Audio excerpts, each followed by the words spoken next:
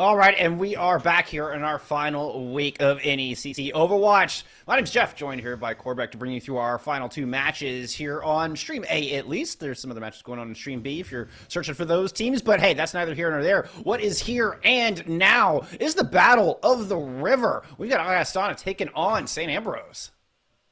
We do have Augustana taking on St. Ambrose, and there is a special dimension to this because, as Bullskunk just hinted, they're not very far apart from each other. What did you say? It was like a couple of miles, right? Separating these two schools. Literally a couple, yes. Just a couple, and they are together in the same location. I believe it's St. Ambrose's esports facility for a proper LAN battle tonight. They've got a crowd in, I've been told, people coming over to watch, high schoolers, yes. Pizza, the whole 9 yards. They're having an actual LAN, Bullskunk. So this is exciting stuff. It's going to change the play environment.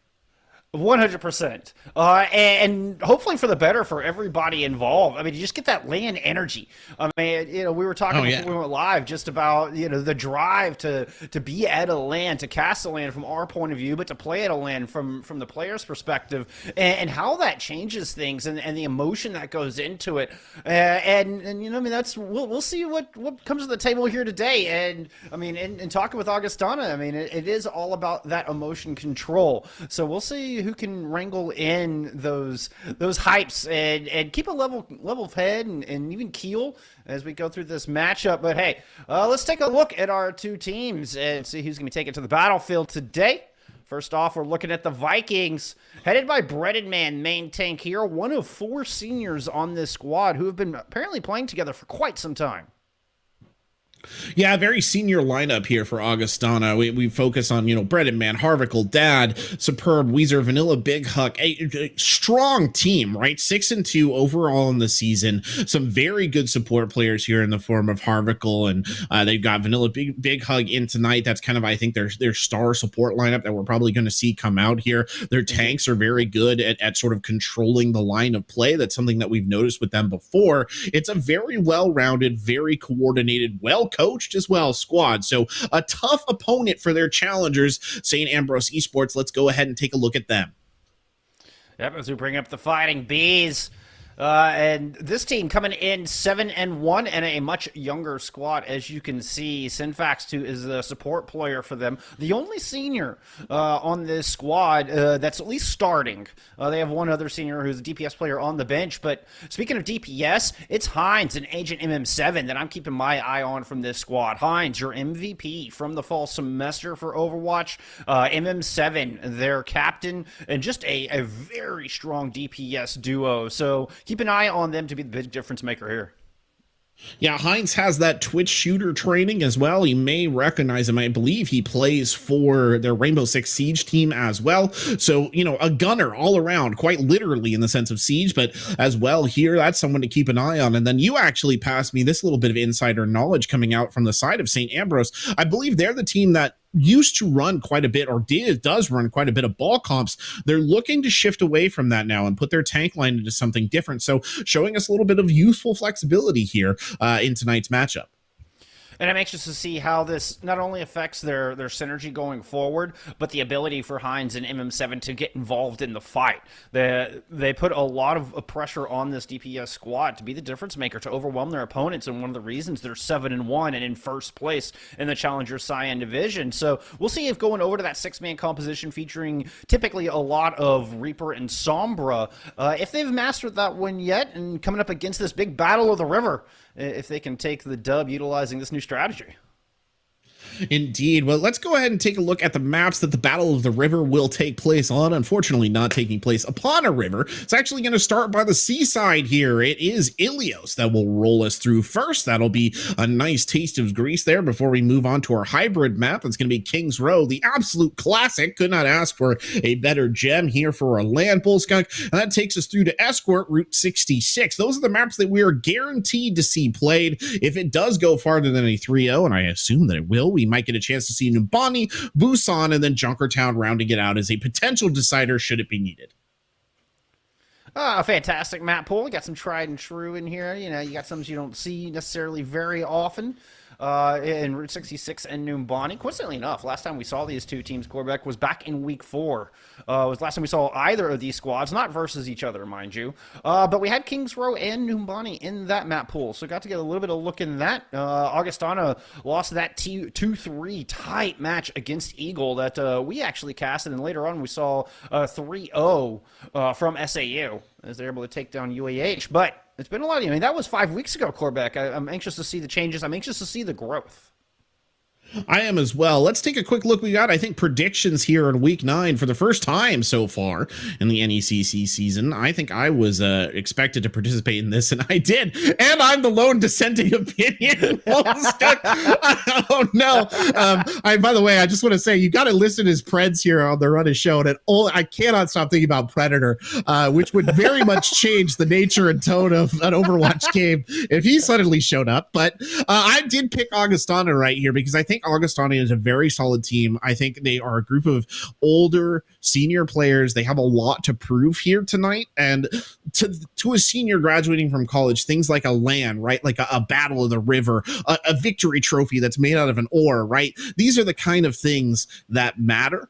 And I think that they will really put the boot in here tonight and fight for the win. It's funny you bring up the ore victory. This is a new trophy created by Augustana that they are bringing down to Davenport, Iowa, where the St. Ambrose campus is located. And this is going to be just kind of their friendly rivalry trophy for every time these two teams match up in esports. And, I mean, every single time, this has gone St. Ambrose's favor. They've played against each other dating back to 2019, and Augustana have yet to take a series off of St. Ambrose University. But hey, you know what? I can't argue with the synergy that you're bringing up. Maybe today is the day for the Vikings to take one home. I'm leaning into it with my heart here, Bull Skunk. That's what I was. That's what I'm doing right here. But we'll see. I mean, I don't think, there's any way. I don't really think this is going to be a 3-0, right? I think this is going to be a hard fight between these two teams. But I do think that this early map will probably give us a pretty good idea of the tenor of what we're going to see. If St. Ambrose comes out and Hines in particular is just really on the point and MM7 is really kicking off, I think that's going to be very hard for Augustana to overcome that. And I mean, looking at these compositions, it's a straight mirror matchup, right? Something that I would consider to be sort of like the shadow dive or whatever, which is a very sort of brawl centric comp disguised more as a dive composition. You're going to want to watch M7 and Dad playing the outside flanks here, trying to get hacks in. And then of course, Hines and Weezer, main damage dealers, playing very tight and up close and just trying to sustain combat and get kills. And I think it's interesting. We're seeing the mirror composition here of this 6-man. And in this, Winston brawl type. Hines, your resident MVP, comes up with first pick, and taking out Weezer is a priority victory, a big duel 1 here for St. Ambrose, and they've already got percentage going in their favor. They've got the map control. They do, but the engagement coming fast on the heels of it. It was a good backup there from Augustana to quickly regroup and re-engage. Now you see how this brawl really develops at close range. A Coalescence coming out very early on from Harvicle. That's going to lead to Arc, though, immediately deploying the Primal Rage, getting back in. He'll actually go down, and here comes the Coalescence from the other side. Yeah, Superb threw in a self-destruct as well. So in fact, Coalescence does pick up 1, but Augustana currently hanging on. Hines is able to grab one, but Hines will go down, and the last remnants of St. Ambrose will evaporate while this point gets flipped right on over.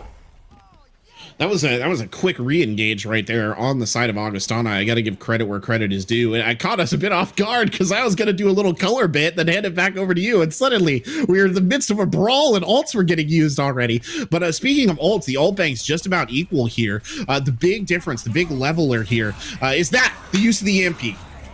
And it grabs the Zeros as well. Death Blossom in the back. Beautiful combo. Not allowing the sound barrier to get deployed to try to save SAU. Very well executed from Augustana. That was picturesque. It was, but that was the two biggest ults they had in the bank. It was perfectly executed, right? You want to use the EMP early. You want to be as destructive as possible. But now momentum entirely in the side of St. Ambrose. I think the trick here is to not use too many ults if you're St. Ambrose. If they can win this fight with the same 2 ults Augustana did, they'll be in a good spot. But otherwise, Augustana is going to have the economy in their favor. EMP finds Vanilla Big Hug, the most important one. Death Blossom again coupled on top of it. They're able to get one kill out of it. I don't know if it's going to be enough. Rose does have the sound barrier in the back pocket. Vanilla Big Hug gets online with theirs first, trying to battle back in this fight. Target focus is a little all over the place. Oh, but nice boom. Catches Sindri on when they don't have the boosters, and that starts the dominoes of fall, and Augustana are going to hang on through the EMP engage from St. Ambrose. Great play there by Vanilla Big Hug. I always like to point it out, right? But as a Lucio kind of player back in the day, I can't help but do it. If you're playing Lucio and you're going up against a Sombra, your number one responsibility when you get ult is to avoid the EMP and drop that sound barrier to preserve your team. That's exactly what Vanilla Big Hug was able to do there. Beautiful play from the support. Coalescence out from St. Ambrose. They look to re-engage. One last attempt, and the MP is huge. Dad finds 6 with that and just opens the floodgates for Augustana to come in and clean this up. 2 EMPs for Dad in this, and both of them finding massive value. Augustana are going to take our first sub-map. Well, Dad laying the law down right there, and not allowed to use the credit card anymore, that's for sure. Over on the side of St. Ambrose, they get run on the tail end of that. Just really good ult usage out of Augustana, I think, was kind of the tipping point. And this is something that people used to emphasize, I feel like, a lot more in the early life cycle of Overwatch, but it is really a game of ults at the end of the day. And if you use your ults correctly in the way that Augustana was doing, preemptively, effectively, those are the things that are going to do kind of some really big numbers here, and that's what we're seeing. St. Ambrose, though, I mean, we can't count them out. It's one stage of Ilios. I'm not going to sit here and be like, well, that's it. Augustana has the tempo. Both these teams are showing game that over. Give energy. It's done. Yeah, give them the ore. No, both of these teams are showing us such high energy, Bullskunk. The tempo for these engagements has been insane in terms of the speed that they're taking them at. And that's exactly how you're supposed to play this composition. Just be fast and furious with great focus fire, building up ult as quick as you can. And this opening fight, that Coalescence can be the one ult you get online first fight that can tilt things in your favor and start the ball rolling. We're seeing both of our Moors about tied in that instance, and both of our teams kind of forced to just play around this pillar for the moment. But here comes the engage as St. Ambrose is going to move on to the objective. See, MM7 had to get out of there, but Breaded Man kind of caught off, separated from the rest of the squad, gets focused down, and now we got St. Ambrose moving on to this objective one by one, just tilling this grass, and it's, well, St. Ambrose reaping the rewards. Yeah, that was well executed there from Weezer, but the most important thing, I think, to come out of that on the side of St. Ambrose, or I'm sorry, from Hines, I should say, what the most important thing to come out of that from St. Ambrose was that they're nearly ticked up to the EMP, right? That's the big game winner here. They're about to hit it. MM7 can use that at any point in time on this engage and get serious value. They didn't even need to use that Coalescence previously that I was referring to. Now we're going to get both of the laser light shows emitting from our supports. Interesting positioning here from Augustana as they try to turn the corner. St. Ambrose was trying to keep a flank, keep multiple angles on them. MM7 had to back out of there, and Dad now has a chance to use EMP first. That finds all 6 again. Synfax goes down. Hines falls under the weight of the pressure, and Augustana with the preemptive attack, the preemptive use of EMP, proving incredibly valuable. They do lose Dad in the process, but it'll be the only casualty from Augustana. Oh, it's a bit of a misplay here from St. Ambrose. To quote the game Sekiro, hesitation is defeat. And that is very much the truth there for St. Ambrose. They hesitated to use their EMP. I don't know if they were waiting for the perfect combo, but man, sometimes perfectionism kills right there, Bullskunk. I mean, that's not what you want to, you want to be a perfectionist in things like designing an airplane, but in executing an ult at a critical moment, maybe not so much. They could have gotten a lot of value out of it. They will here, though. Watch as MM7 moves into position. This is going to be a big EMP, and hopefully they'll be able to build off of it. Looking for Vanilla Big Hug. That's the one. That's the main target of any of the others. And Vanilla Big Hug does not get affected. Nevertheless, the sound barrier is just a tad late. Hines and MM7 on pixel perfect timing, able to find 2 already. Breaded Man is now going to fall. St. Ambrose move on to this point, clean things up. They're going to flip this thing right on back. Oh, and again, I got to mention the Lucio there with the sound barrier. It's so frustrating. Kind of on the opposite side of this, right? Is when you do your job and you do get the sound barrier off and you avoid the EMP just like you're supposed to, and it doesn't matter. It's so frustrating. Unfortunately, Augustana also down in the overall ult advantage here too. Synfax is going to start us off with the Coalescence right away. And St. Ambrose getting a little bit more aggressive in this corner. Okay, now they're trying to fall back and create the kill box, but Hines overextends and gets absolutely decimated. Back and forth, but Syndra not allowed to get back in mech. St. Ambrose now down in this fight, but not by a whole lot. And Zero Rose is going to use the sound barrier to try to bring this thing back as they look to whittle through the two tanks, but it's Ark who goes down first. With Hines not on the battlefield, St. Ambrose is just not able to chew through those beefy health bars.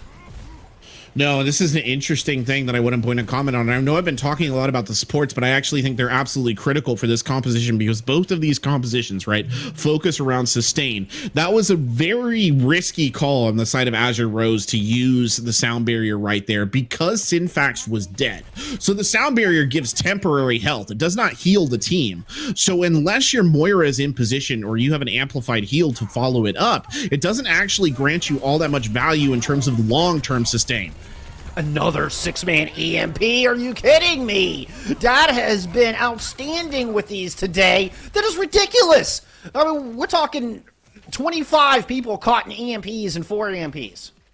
And that's how they're winning these matchups. 24, just for the record. It is, yes. That's how they're winning these engagements, though, Bullskunk. It's exactly what they need. But watch this fast re-engage from St. Ambrose. They're not giving this up without a fight.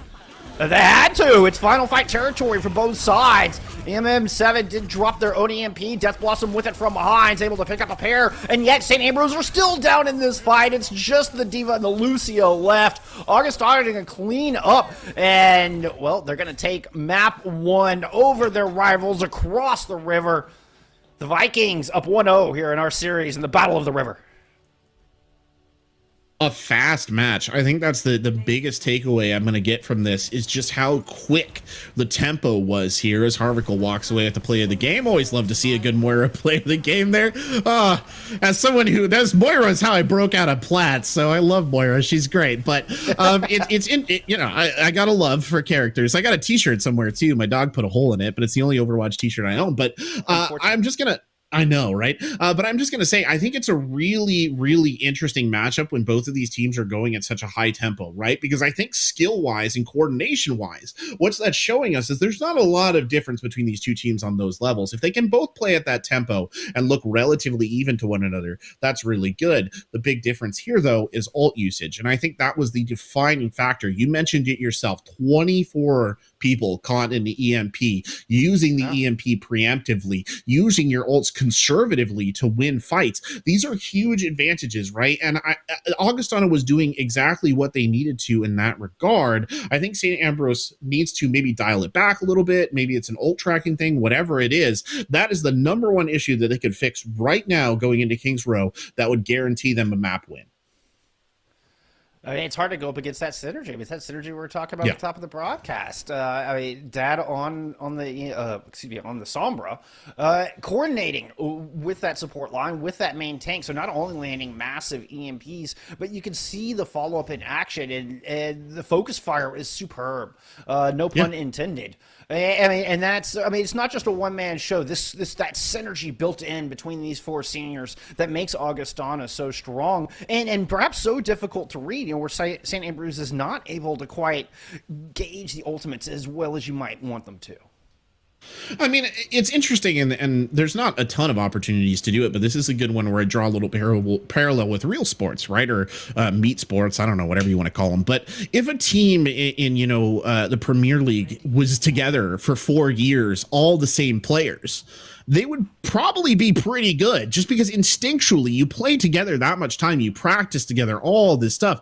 It really helps you out, right? It actually helps. And I think that we saw some of that coming out of Augustana College on the last map, things that just felt almost instinctual. The follow up on Dad's EMPs, the ability of Vanilla Big Hug to get those sound barriers in at critical moments. It all felt very just kind of, they knew exactly what they needed to do. Now, I'm not going to take anything away from St. Ambrose because they are a very strong team in their own right. And I think this is very much in their ballpark to win this. It's just an interesting observation to see a team of really dedicated players who have been playing together for a long time showing their stuff here. And big props to the support line. Got to give Vanilla Big Love and Harvackle some love. That was just instrumental into keeping that Brawly comp alive. Speaking of Brawly comps, We're going to get a little bit of May Cass here from the defense. Sim here for Augustana as they push back into a great wall, trying to separate the team. Oh, look at that teleport. It put Breaded Man right into the back line. St. Ambrose caught totally flat-footed. And now just getting absolutely cleaned up. No escape for you, courtesy of a great wall from Weezer. Oh, man, I tell you what here, Bullskunk, I don't know if they've been catching fish out of that river or what it is, but Augustana, they hungry. You can see it, right? They want this. They want it so bad. Look at the way that they attacked right here. No hesitation at all. That first May wall by St. Ambrose, that was actually really well done. And they just overcome it. And look at the aggression. They're going in already. Immortality Field has to be used. Courtesy of that, though, Ark is able to get Breaded Man. Reinhardt's traded. St. Ambrose still looking to hold this corner, though. They do have an amplification matrix to work with, which could solidify that. MM7 getting in real deep. That was a little bit aggressive. As Breaded Man's going to come in with the shatter. That's going to pick up 4. 4 on the floor. Follow-up is there. Focus fire on point here for Augustana, and they're able to win this fight before Ark is even able to get back. Good golly, Miss Molly. I tell you what, that's good play right there from Augustana. No hesitation on the regroup right there. They were able to do something actually very akin to what they did on the Ilios, a bit of a soft reset. They backpedaled just a little bit. The key point was that they never allowed St. Ambrose to really establish control over the bomb itself. And then they just come back in, take advantage of the missing Reinhardt, and here they go again with the aggression. Superb looking for MM7's Blizzard. Oh, but they weren't watching the shatter. That is 6 people down. Sound barrier now out from Vanilla Big Hug, and the re-engage comes through. Self-destruct in. MM7 does get the Blizzard online right in front of the cart, and it separates Augustana. Dad goes down. Vanilla Big Hug was frozen up, somehow able to escape. And this brawl's still going. Breaded Man stunned out a shatter. Not able to get that one down. Could have been the difference maker. Harvickle not throwing down the Ant Matrix, just trying to push this thing in. Last thing Augustana wants is to get stalled out here at the very back of the streets phase. Breaded Man in a lot of trouble. Breaded Man back in spawn. Hines is going to get punished on that right-hand side. Somehow manages to get out. Nope. Superb is going to chase them down. And a quick re-engage as Dad continues to set up. This is a main tankless fight continuing to develop here on the back of point B. Yeah, the Immortality Field going down right there. Dad with the immediate re-engage. There's no wasting time here, tracking that Lucio across the board, but can't quite bring it down. And finally, the main tanks return to the fight here, and that might just signal a bit of a cooling of tensions. Indeed, Augustana going to show some very dirty heels indeed. Back up right there and regroup. And breathing a sigh of relief, they didn't have to use any of their support ults in that. Tiny overwatch as both Maywalls get invested early in this fight. Photon barrier out from the attacking squad. Sound barrier in from the defense. In fact, 3 ults coming out. There's a photon barrier between that Deadeye and anybody else in the opposition to Augustana. Now, it's the Ant Matrix in return. The shatter from Ark, though, right into it. Devalues Harvickle's amplification matrix almost entirely. Self-destruct does find Synfax, but Syndrion is able to pick up 2. They are still boiling, though. This fight just never ends, and this is actually starting to become a little bit problematic here for Augustana, because this is a pretty difficult point to keep the fight alive on. That said, attrition finally favoring the attackers there in a rare circumstance. That doesn't happen very often. They will win out at the end, and finally, I think that was like a solid 1.5 to 2 minutes of just almost constant combat from these two sides. They'll finally chill out a little bit here at Bullskunk, but not for very long, because as they round the first corner, they're going to go straight back into it. The battle of the rivers about to come battle of the blizzards. Breaded Man frozen up early. Try to shatter through the cart. Is able to pick up Sindri on with that. But they lose Vanilla Big Hug, and Augustana now without their speed to be able to engage. That's going to get eaten. Syndrion was all over that, was waiting for it. Now MM7 has the edge, cannot let Superb eat this Blizzard. Superb has just known for that spidey sense of eating Blizzards. And the edge of MM7 has to be real careful. In fact, is going to hold on to it and just let Synfax and this Ant Matrix do the cleanup. Looks like the speed maybe slowing down just a little bit here for Augustana, and they don't want to let too much off the gas here, because if they do, you know, high gas prices or not, it's going to be problematic if they can't rebuild this momentum. Just want to give a shout out to Cendrillon here, who's been playing amazing on that off tank, really deciding a lot of these fights. And now has a self-destruct ready to go. Circling back, appealing for the team, keeping Arc nice and topped off. Self-destruct's thrown in. Arc's going to come in. Doesn't quite have Shatter ready. It was like 93% at the time. Now has it to unleash. Breaded Man not even close. Breaded Man goes down as Hines is able to pick up a pair, and Arc gets to hold on to that big ultimate. Ooh, finally, okay, a bit of a break. we can talk about Cendrillon, who has been the critical player here. Didn't see too much out of Cendrillon over there on Ilios, but coming here onto King's Row has been absolutely spectacular. The Eating Matrix has been on point. The bombs have been on point, has been peeling, doing everything that you would want out of a D.Va player. This is genuinely one of the best D.Va performances I've seen at this level. Speaking of self-destructs, Zero Rose gets caught out with the sound barrier in their pocket. A disastrous start for this defense. The DPS trying to bring it back as St. Ambrose invests both of their DPS ultimates. They're able to get Breaded Man with that, but here comes the counter punch as Augustana just start muscling their way through this defense, right past the Amp Matrix. And now it's Zero's having to use this sound barrier in a desperate attempt to buy time to hang on for the rest of the team, but not even that 600 of additional shielding is enough as Augustana finish the map. All on their backs, mind you, but they get it done. Arc so close to getting back in there when it was really needed. So close. Yet no cigar, as the old expression goes.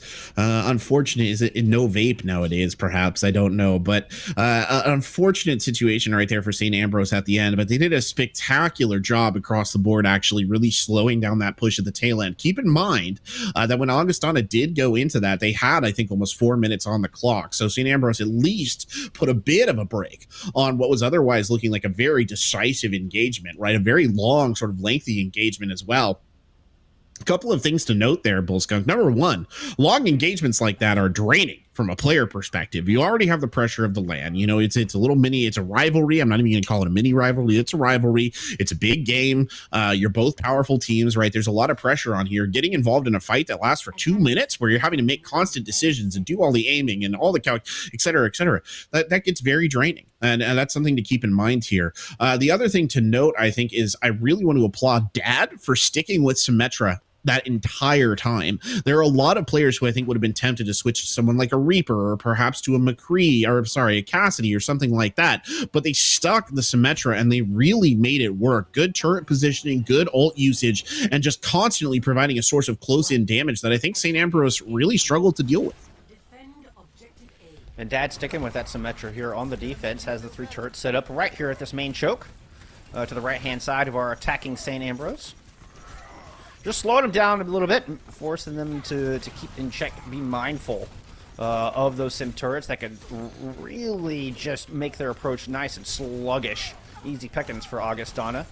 And perhaps, look, once they're slowed, you get that wall up. Oh, that teleporter's up. Is that teleporter in the back? Okay, maybe a bit of a bait. Nobody went through it. I love the baiting teleports where you force the team to turn around, yeah. But it's the great. wall coming up. Yeah, defensive Ant Matrix, first ultimate launched in this game, and Arc feeling the brunt of it. Caught on the business seal of Harveckel's triple shot, and without the main tank, it's going to be exceedingly difficult here for St. Ambrose to push in, though they do manage to get Dad, so a quick regroup, and they'll be back on the advantage as Agent M7 is just looking for somewhere to toss down this Blizzard. M7 is looking for it. Look at, he's got the Blizzard. He's just waiting for that Amp Matrix the Eating Matrix to go down. Now they're going to invest the High Noon. Ooh, this is an interesting choice. It pays dividends, though. Breaded Man is down. Cendrillon now going to work here with those shotguns in close range. Arc getting the kill right there. Will take Superb out of the fight. The Shatter dropping on the backside of it. Here comes Arc. Look out if you're on Augustana. That should secure them. The point right here at the tail end. But again, Bullskunk, another lengthy engagement, and one that was expensive for St. Ambrose. I was hoping for their sake they could get through it without using the sound barrier, but alas, they do end up having to invest not only that but the Earth Shatter as well. So Augustana looking a little bit better as far as the economy is concerned right now. And here comes another one of those quick re-engagers. That's a wall up with an Ant Matrix to back it. Shatter comes through and finds everybody as Breaded Man just rumbles the earth once again. And St. Ambrose are knocked off of their feet. The Ryan, the tanks, they're tired of hearing about supports. They want to make some plays now. Both of them making huge plays within, 30 seconds of one another right there. But I am going to mention another support really quick. Azure Rose generated an entire sound barrier in that first fight, nearly had it at 75% at the start. Incredible play from the Lucio, and incredible play from the DPS as well. Ooh, all set up with Synfax's amplification matrix. Just goes to show you there's no good team quarterback without great supports, and both sides just demonstrating that splendidly here in this Battle of the River. As we see the Blizzard come in on the back of a self-destruct to solidify that attack. St. Ambrose need to win one more, though, to pick up point B. Oh, that was all Heinz right there. Every flavor of condiment being unleashed in that set amount of time right there. It was really, it's just like, it was just one after another in the kill feed. Like, Heinz, brief pause for, I think, one traded back kill. Heinz, really impressive. Heinz finally starting to show up on the DPS, really putting their presence in. Really put the mustard on that one, you could say. All right, I'll see myself out. Photon barrier up. Shatter comes in. Augustana investing early in this fight. They're going to pick up two immediately and just start pressing back. So St. Ambrose will get stalled out on the back of point B. Well, now Dad, they passed the Grey Poupon right over to Dad right there because he jumped right back in and did almost as good of a job on the Symmetra. I think it was 3 kills in that fight, which is absolutely spectacular. Jokes. Yeah, it's gotta keep the trend going. Gotta spread it out as far as we can. Anyway, St. Ambrose looking for a quick re-engage here, but they're gonna run straight into this amplification matrix, and that might slow things down just a little bit. And that's exactly what happened. But this is getting Zero's time to get the sound barrier online, which could be instrumental in getting past Weezer and this Blizzard. Weezer's already had one eaten on this map. Throws down the wall to make sure this one does not fall on the DM. And it freezes up both tanks. Zero's chooses not to invest the sound barrier. Instead, just going to save it for the next fight. And Augustana win that one handedly. An interesting choice. Did I miss something here? Is there a fall early in that? I don't actually. No, I think they just held on to it. Maybe they did fall down early. Maybe I missed them. I mean, it was a lot. It was a very fast kill feed. I think it was honestly a situation where the assault hit them so quickly that even investing the sound barrier might not have saved them there. Now, this is a fight where the sound barrier could really make a difference. Battle of the Earthshatters on the front line. Photon barrier already used as the Deadeye's muscle throw. And it's both shatters coming out simultaneously. Zero's not caught by it. Vanilla Big Hug neither. And, well, this is an ult fiasco into the back. Both main tanks now back in spawn, and Augustana are hanging on here. They've stabilized, but they got to fall back a little bit. They can't get too aggressive. No, they can't. They're giving up a good amount of space and right into an amplification matrix actually on the other side of it. That, again, slowing down the pace of play. Heinz gets caught out, though, and that's a huge loss to take out your key damage dealer at this juncture. St. Ambrose now faced with a big decision. They might not even get to make a choice. The initiative entirely in the hands of Augustana. Oh, and a good May wall. Okay. Arc is able to get out of that. The MVP still waiting to get back in the fight, and St. Ambrose hesitant to take this 5-on-6, try to use the self-destruct, but it doesn't make it past the pole. And Edge and MM7 goes down with the Blizzard in their pocket. Try to use the wall to section off Sindri on Augustana are just moving forward and building up more ults for what is inevitably St. Ambrose's last chance at King's Row. Yeah, it will be their last chance right here. Whoever's still contesting, I don't know. Oh, no, they're staggering out of Baby Diva. That's unfortunate. Cendrillon finally gets brought down right there. They will only get one fight out of this. They do not have a significant ult advantage either, Bullskunk. That's the problem. They really only have that amplification matrix to truly rely on at this stage. I just don't know. I just don't know if it's going to be enough. That's the question. If Breaded Man hits a big shatter here, it's over. And I think they're going to have to use this Ant Matrix just to get around the first corner, just to get even close to this cart. Zero Rose may have to abandon the team and just go try to touch. It doesn't matter. That shatter is indeed huge. Yet another well-placed perfection of an Earth Shatter coming out of Breaded Man. And it spells the end for St. Ambrose, an attack on King's Row. Augustana, who have never, ever beat the Fighting Bees, are now with a comfortable 2-0 lead on match point in the Battle of the River. They certainly are, and I'll tell you what, the only books they're stocking in that big store are Agatha Christie novels, because that was an absolute murder right there at the tail end by Breaded Man.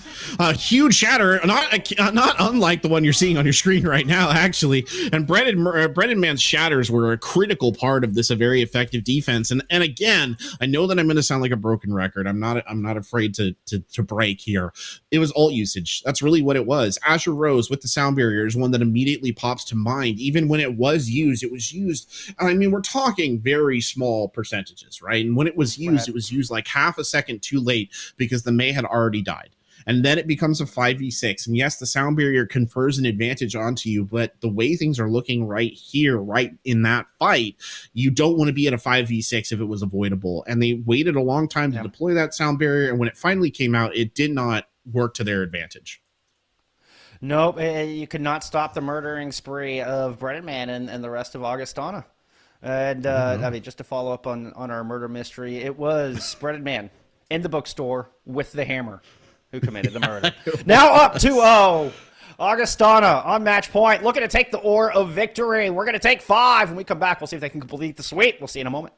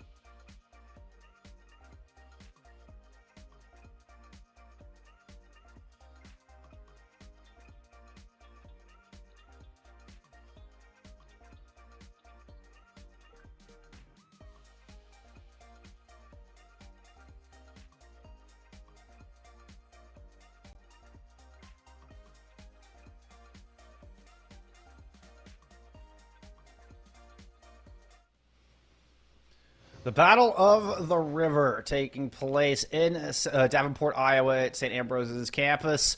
Right now in favor of Augustana. They made the trek across the Mississippi River and are currently sitting on match point with a 2-0 lead.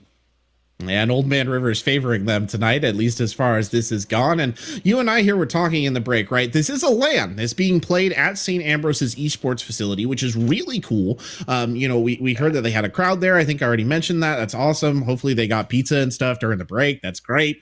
Get as much out of that as you can. But I think that it's something that might be affecting their play just a little bit. And I don't know, right? We're kind of projecting onto this a little bit, but I do wonder. There's just been so many small mistakes coming out of the side of St. Ambrose. I do kind of have to ask, is the nervousness of playing in front of a crowd on your home turf in a LAN, like it's a rivalry match, is that all maybe contributing to a little bit of a misplays at critical moments? Quite possibly. I mean, the energy is very different in a LAN, and maybe Augustana are just a LAN kind of team. Maybe where St. Ambrose is feeling a little pressure, Augustana is feeling a little bolstered.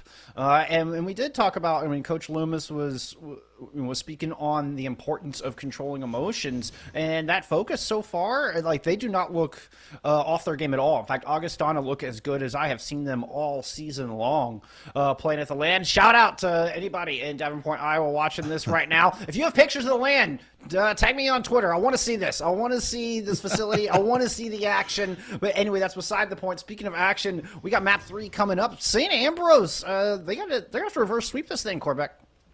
They are going to have to reverse sweep this thing, and we are going to Route 66 here. SAU starting on the defense, and that might be a little bit of an advantage for them. I think if you're trying to steady a ship in a storm in terms of Overwatch, I do think defense is the place where you want to be, because it gives you an opportunity to coordinate before the round. You kind of get there ahead of the other team. You're in a more reactive position, which I think is genuinely better for sort of calming nerves than having to make decisions, having to be super proactive. That said, Augustana College, their attacks have been blistering. They're coming out here on a double bubble. They've got a flyer in the mix as well. I just don't see them slowing down in the tempo that they've been bringing. And I just, as this continues to go, as these long fights continue to boil, I'm just not sure that St. Ambrose is going to be able to match that tempo when push comes to shove. Well, Augustana right now taking it slow and steady. This is a little bit slower composition than the other two we've seen, with kind of the dive poke hybrid that is double bubble. Very much looking to build up that nano boost in this first 45 to 60 seconds. Anything under 60 seconds is considered a great time. Unfortunately, my feed has got a little great. There we go. We're right back into it. No worries, friends. Apologies for the technical issues. Happens to the best of us. But through this, we saw Weezer go down early, and Harvekel doesn't have a whole lot of ult charge to speak of here early. So the double shield defense doing their job thus far. Yeah, unfortunately, we are having some feed issues, so we can't necessarily make out too much here. Just a desperate gasp from Winston right there, which is something you never want to hear. And then a gray screen on the backside of that. It does look like St. Ambrose. I'm not sure who won. I will tell you one thing, though, Bulls. Like, Agent MM7 here is an absolute danger on this Tracer and has been kind of dominant. Actually on this DPS. From what we did see of that last fight, Engaged Weezer immediately got the kill, is 50% ahead of their opposite number in terms of ult charge, has the pulse bomb in the tank, and looks like they were doing a little bit of cleanup duty there for Augustana, or against Augustana as well. So a good start. Weezer really needs to step up and try and contain their kind of evil twin here. You have the captain, St. Ambrose, Agent MM7 on your screen right now, looking for this pulse, has the supports in sight. Looked like a boop just at the wrong time, perhaps out of the brig. But the pulse bomb does go wide. Back on the front lines, Breaded Man is raging. That is a primaling monkey trying to target whomever they can find. Looks like they settled on supports, perhaps turning on to Hines, who does have a duplicate ready to go. And looking for any kind of purchase to try to push this thing forward. But St. Ambrose doing a good job of just bending but not breaking. They back up around the corner, now re-engaging with that duplicate and that self-destruct that was able to open up the back end of this fight. Hines is pestering Harvekel, who's in a lot of trouble here. And with that Ana falling, that is going to be another hold here for St. Ambrose. Oh, Agent M7 was robbed of a big pulse bomb player right there, but they made up for it in the tail end of that fight. They're about to hit another pulse bomb here as well. And we'll go back to the theme of ults, and really it's been St. Ambrose who have been the dominant ult users so far in this fight. Again, the DPS in particular are the ones that I'm looking at here for Augustana, particularly Weezer, needs to step up. Unlike the later albums of Weezer, they need to actually live up to expectations in this fight. Razor right now not marking MM7 at all. Was able to work around into the back, but Vanilla Big Hug is there. Protect Harveckle, and support ults coming online directly here for Augustana. It's going to be the Nano Boost going on to Breaded Man, who's going up onto the high ground, just trying to get a lot of cleave in while Weezer tries to work around from the outside. Supercharger is dealt with, and Breaded Man hands it to the back. There was an Amp Matrix deployed there from St. Ambrose, but Augustana's already behind you. They've already cracked through your lines.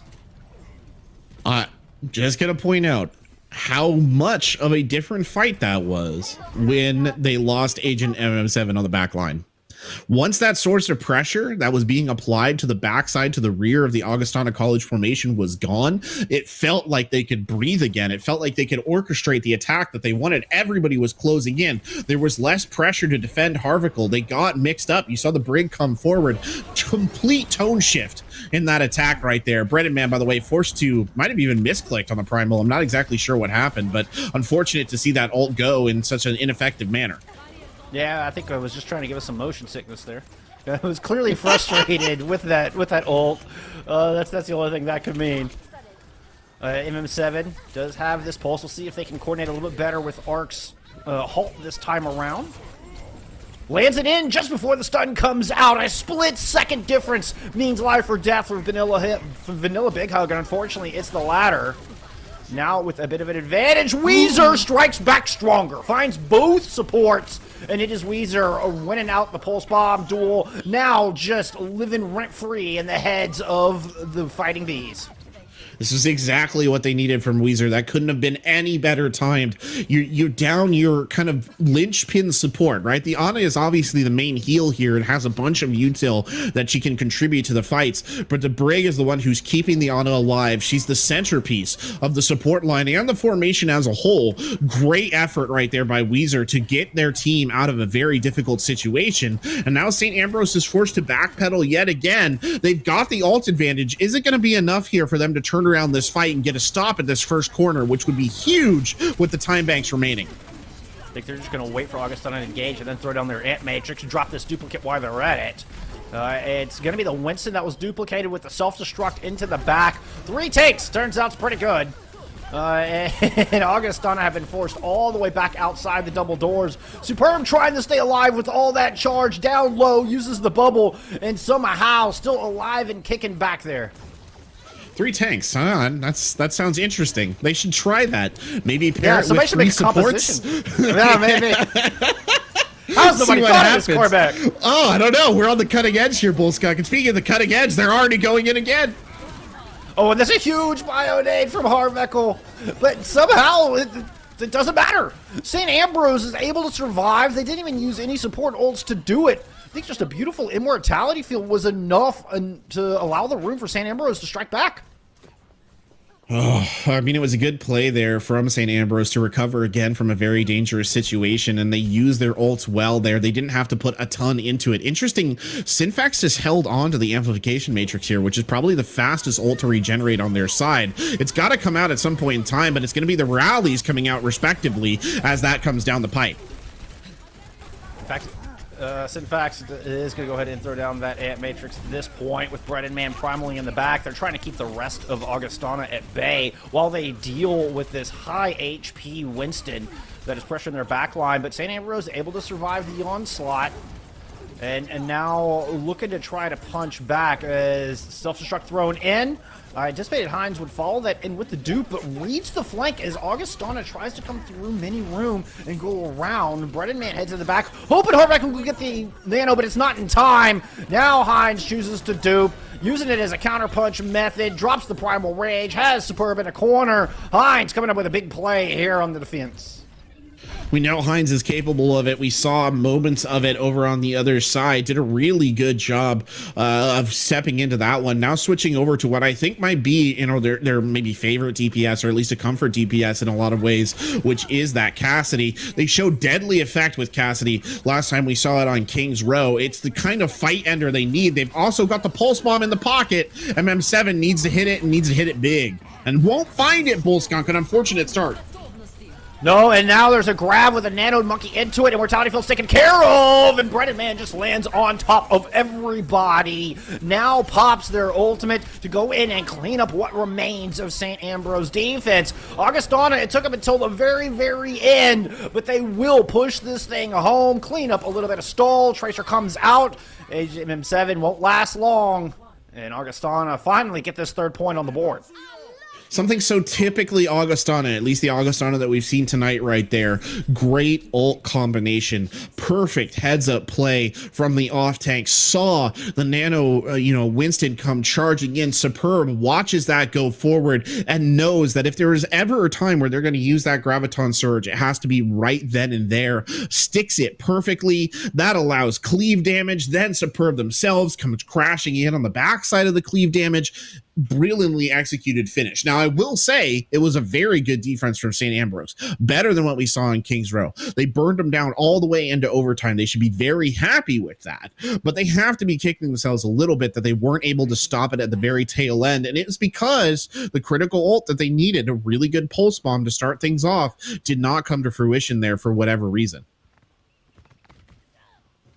And MM7 had started off so good on the Tracer, but I think as time went on, it was Weezer who kind of started to eclipse a little bit. Coming through. I mean, it was the pulse bomb engagement where MM7 picks up one, Weezer's able to get both supports. Like, I felt like that was the turning point to where Weezer kind of started to have more and more impact in that role. Yeah. It felt like the turning point of the entire attack, to be honest, because up until that point in time, I mean, it really looked like they weren't going to finish that second point. They were getting sort of stalled out. They had just burned an ult on what I can only assume was a fat finger. It was a mistake, whatever it was. And then that pulse bomb comes in from Weezer, and suddenly they've got life breathed into their sails. And St. Ambrose, I mean, they did a great job. They slowed him down. It just wasn't enough at the tail end. Now they're on the attack. They get to deliver it back the other way. I'm curious to see how this Diva sort of tank line holds up here. Orisa Diva is a difficult combination to really make work.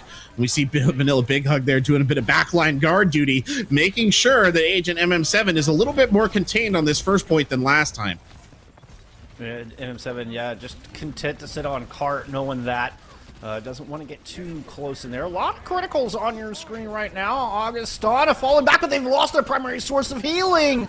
And St. Ambrose are able to jump up there, utilizing the cart, and Augustana start going by the wayside. St. Ambrose with a great start.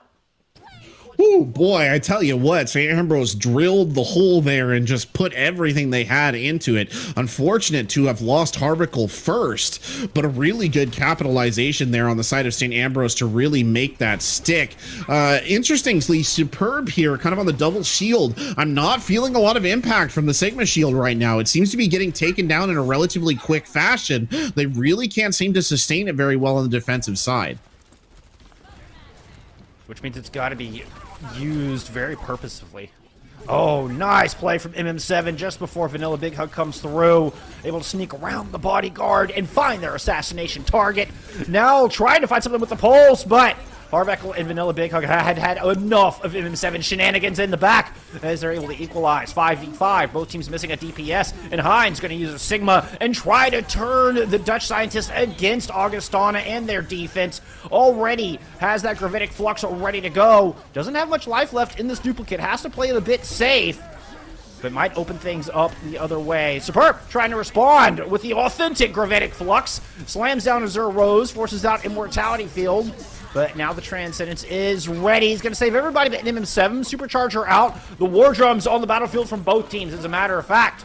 And this is about to get real bloody. Weezer could be the difference maker here. Has the Dragons at just that infinite amount of damage available to a Hanzo. Just putting it down to the St. Ambrose as they look to turn this corner. Finally lets the Dragons go over the objective. And St. Ambrose just back it up a little bit. It's a classic long fight from these two teams, neither one of them wanting to give an inch of ground. MM7 there taking advantage of the terrain to be a constant nuisance, but here comes the St. Ambrose breakthrough, the crack that they are starting to push open, and finally Azure Rose coming online there. 3 kills for the Zenyatta. Has been relatively quiet up until now in the push there, Bullskunk, but coming through big exactly when they needed to, and now 5 minutes to attack this last point is more than enough time, in my opinion, for St. Ambrose to walk this one in.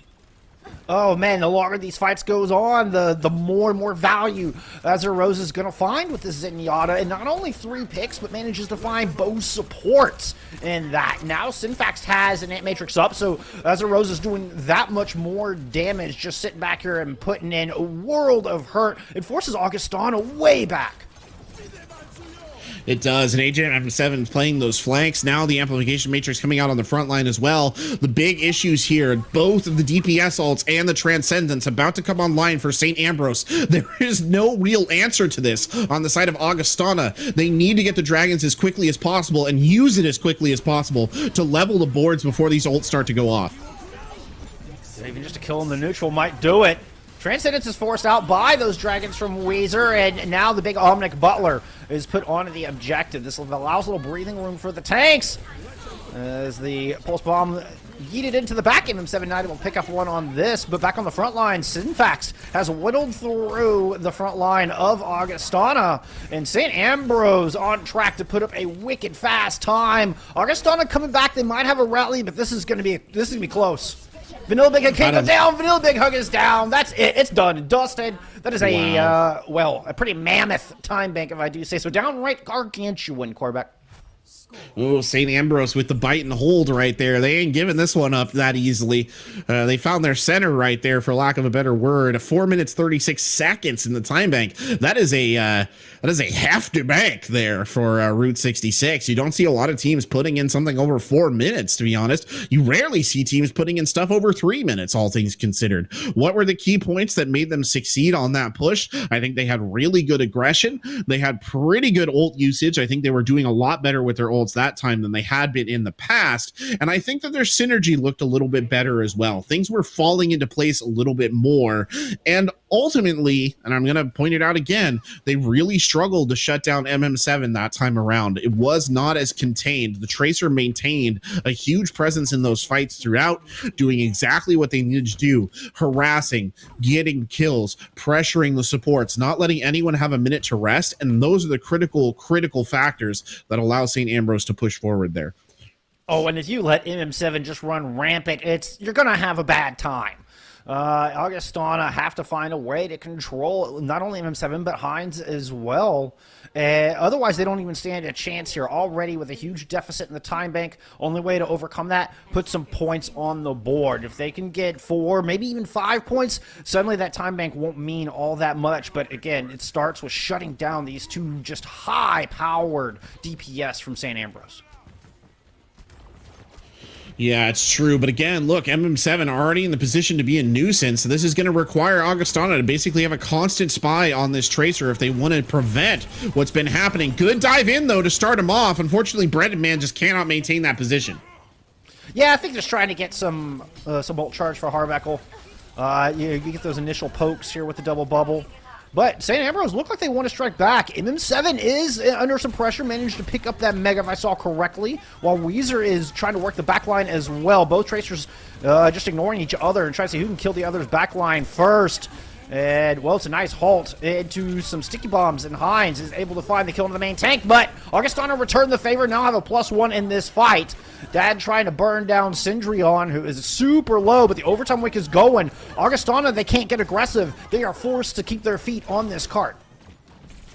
And again, Weezer with a big pick right there, not letting up on this fight as Superb finally comes crashing in. That's a good start for Augustana. Look at it. Superb looking like they bathe in nuclear waste right there, glowing with power as they push their way forward. But they've got no time to play with here, Bullskunk. This is everything in overtime from here on out. Every inch of every meter, I guess I should say, of territory that they win here is a bonus, something that they're going to have to earn. It's interesting how the overtime kind of changes the way you play, though. Like, Bredeman wants to get aggressive. They have a nano boost, but they have to stay in LOS of Harveckle. That Harveckle cannot get off the cart. If Harveckle dies, Augustana are in trouble, but they do get that nano boost out. Immediate kill onto the supports, and St. Ambrose struggling to find footing here, trying to use an Ant Matrix to do it, but Bread Man just works right past it. Punches Synfax into oblivion. Now looking for more onto Hines, who's looking very wounded in that back line, but the focusing being too strong. Dad strikes back, and Augustana certainly, they're running out of reinforcements here and running out of time. I was just thinking to myself that they are out of time. I was just thinking to myself that entire fight, Bullskunk, too far. Bread Man really went in too deep with the primal, and that might actually cost him the rest of this push because they are down their Winston in this re-engage. It is a Graviton Surge coming out, and Weezer's able to get one. Dad's able to get one. Now Breaded Man has returned to the fight, and it's same Ambrose who are looking worse for wear. Hines tries to duplicate the Zarya, but it's so tough to get that Graviton Surge up because you don't have any charge to work with as a dupe. And holy cow, Augustana, despite the odds being stacked against them in this engagement, they're going to put 5 points on the board. Suddenly that time difference is gone. That's not even a concern for St. Ambrose anymore. They're not looking at the time disparagement. They're looking at those 5 points.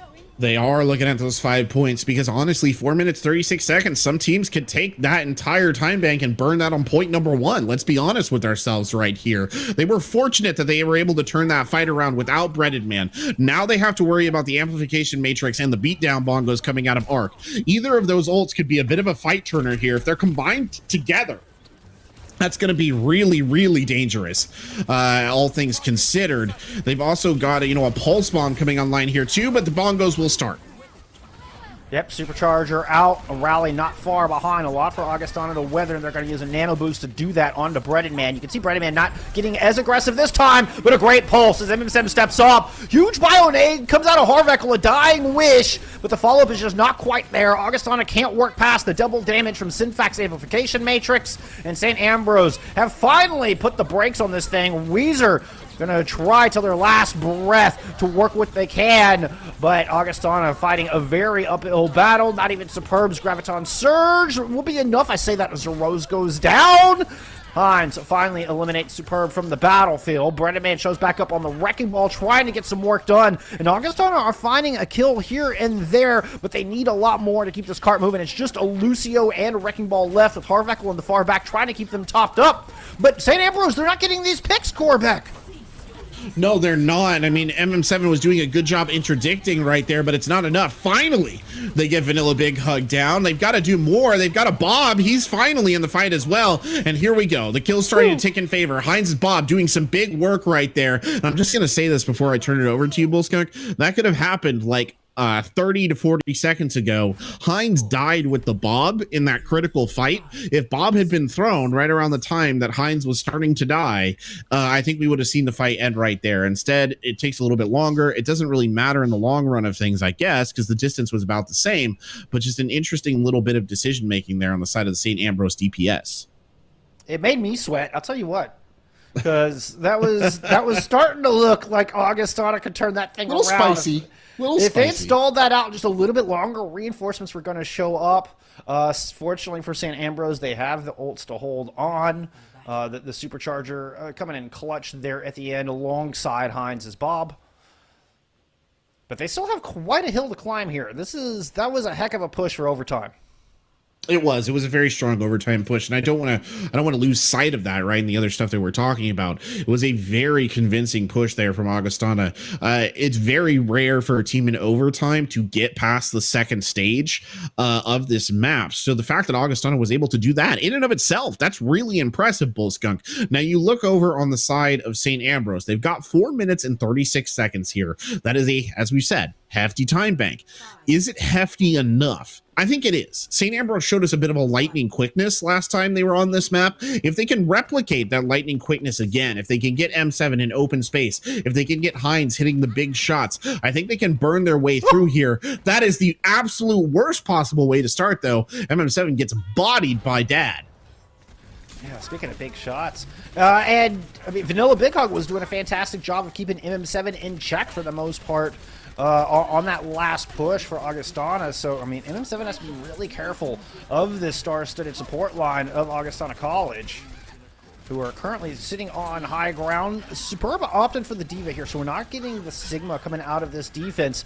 And Azure Rose finds a little revenge for MM7, who is now back in this fight. And Augustana suddenly finding themselves down by 2 on point A. Looks like it's going to be another fast pickup here on their first point for the Vikings. Nice shooting, takes Weezer out of the fight. And St. Ambrose going to get through these double doors. I didn't really get a chance to mention it last time we saw the defense, but one choice that I don't quite like here, I do not like Weezer on the Hanzo. I don't think it's really borne out much fruit. It was good for getting Transcendence out of Azure Rose, but I think that there are other DPS choices in this situation that I might be a little bit more tempted to go with. If you're really trying to play a spam composition from range, I'd almost consider bringing a Junkrat to the party before I would consider bringing a Hanzo like this, especially just based off how the first run went. By the way, speaking of spam damage, Azure Rose on that Zenyatta has been an absolute menace and continues to be so, as does MM7, who nearly has a pulse bomb. Yeah, looking to follow up on this Gravitic Flux coming out of Syndreon. Man, doesn't even need it. Look, oh my goodness. Hides through the Ant Matrix with Discord Orbs, able to just clean up, clicking every head that appears on the screen. Body shots at least, hey, whatever, it's enough to get it done. Heralded by Arc and some beautiful halts. Well, bad news starting to stack up here for Augustana, because in this final push here, and I think they might actually reach the door before a recontest comes in, but whether they do or not, Transcendence, Damage Amplifier, and the Zenyatta all online to cancel out the stuff that's being used here. Nice pulse to start things off. Even gets the Immortality filled out from Harveckle before they drop. And those on the ground are met with death as St. Ambrose is just waiting for him. Beautiful start from MM7, kind of split the pack, and Augustana were forced to drop 3-3, which St. Ambrose easily dealt with. Again, the Tracer is the difference maker, right? We've talked about it a couple of times. Beautiful play there from MM7 to dive across that gap, throw the pulse bomb in. That forces the Immortality field out of Harveckle right away, and you still manage to hold onto your Transcendence throughout all that fight. The only ults really available to answer right now are Vanilla Big Hug with the Rally, which will come out just about now, and then the Beatdown Bongo. It's too invested early. Augustana need to find some value with these ultimates quickly. At least one pick. Here comes the third ult in. Love the combo with Bob with Supercharger, and it's the self-destruct that actually opens up the fight. So it cost quite a few ultimates, 5 to be exact, but Augustana do stabilize. Yeah, I winced a little bit right there, and when I looked at what had happened, Augustana falling into one of these sort of, I would call it classic pitfalls of Overwatch. They used everything that they had to stop that push. They have nothing in the bank. They might get an amplification matrix. On the other side, though, at least 3 ults in the tank here for St. Ambrose, all of them capable of breaking the stalemate. Oh, and it's Hines through the Ant Matrix again! Proving why they were MVP of fall, making a strong case for MVP here in spring as they take down Weezer! So get off my flank! I've got a Viper with your name on it, Weezer, as Hines continues to wreak havoc. That is a 5K if you include that D-Mech onto Superb. And now St. Ambrose are able to post up on the back end of the Box of Victory. They've got the big Omnic Bowler to work with. They've got a Gravitic Flux, and neither are even going to be necessary. St. Ambrose clawed their way back into the Battle of the Rivers. They take map 3. Hines the killer right there, the decisive player in that final matchup. And we said, Bullskunk, we were saying, watch out for Hines, right? Hines is good. He's a former MVP. He knows what's what. He's a good Rainbow Six Siege player as well. And he's showing it right there. Headshot after headshot, jumps up to the top deck, hunts for the Tracer, not the other way around, and finds it on the hip shot follow through right there. Beautiful stuff from Hines, who also had 29%. I don't know if you saw it right as it flashed there. 29% of the team's damage done. Could not ask for much more from your DPS player right there to deliver in a critical scenario and get you back in this match. I did not see that 29% because my eyes were focused on that 30,000 healing coming out of Sinfast. Yeah. I saw that too, and I mean, again, we've been talking about them for most of the night, and I think that it's due credit, right? The support lineups for both of these teams have been really, really good, right? They're enabling so much of this play, and I genuinely think if you went and looked at the statistics on the other side of the board, probably wouldn't be that far off from where Sinfax was either. Yeah, no, I agree 100%. It was a number that stood out to me. And of course, it's going to happen when you have a 6-5 score line at the end of an escort. But still, come on. Like, those are big numbers. Yeah. And I agree. I mean, Harvekel and Vanilla Big Hug are putting up equal performance on the other side. I mean, Vanilla Big Hug really did a good job of keeping MM7 contained. But unfortunately, once MM7 was contained, Heinz just decided to pop off and murder everybody on your team. So, you know, he got halfway there. Then the Ash took over. And boom, St. Ambrose able to take one. We've got ourselves a series, Corbeck.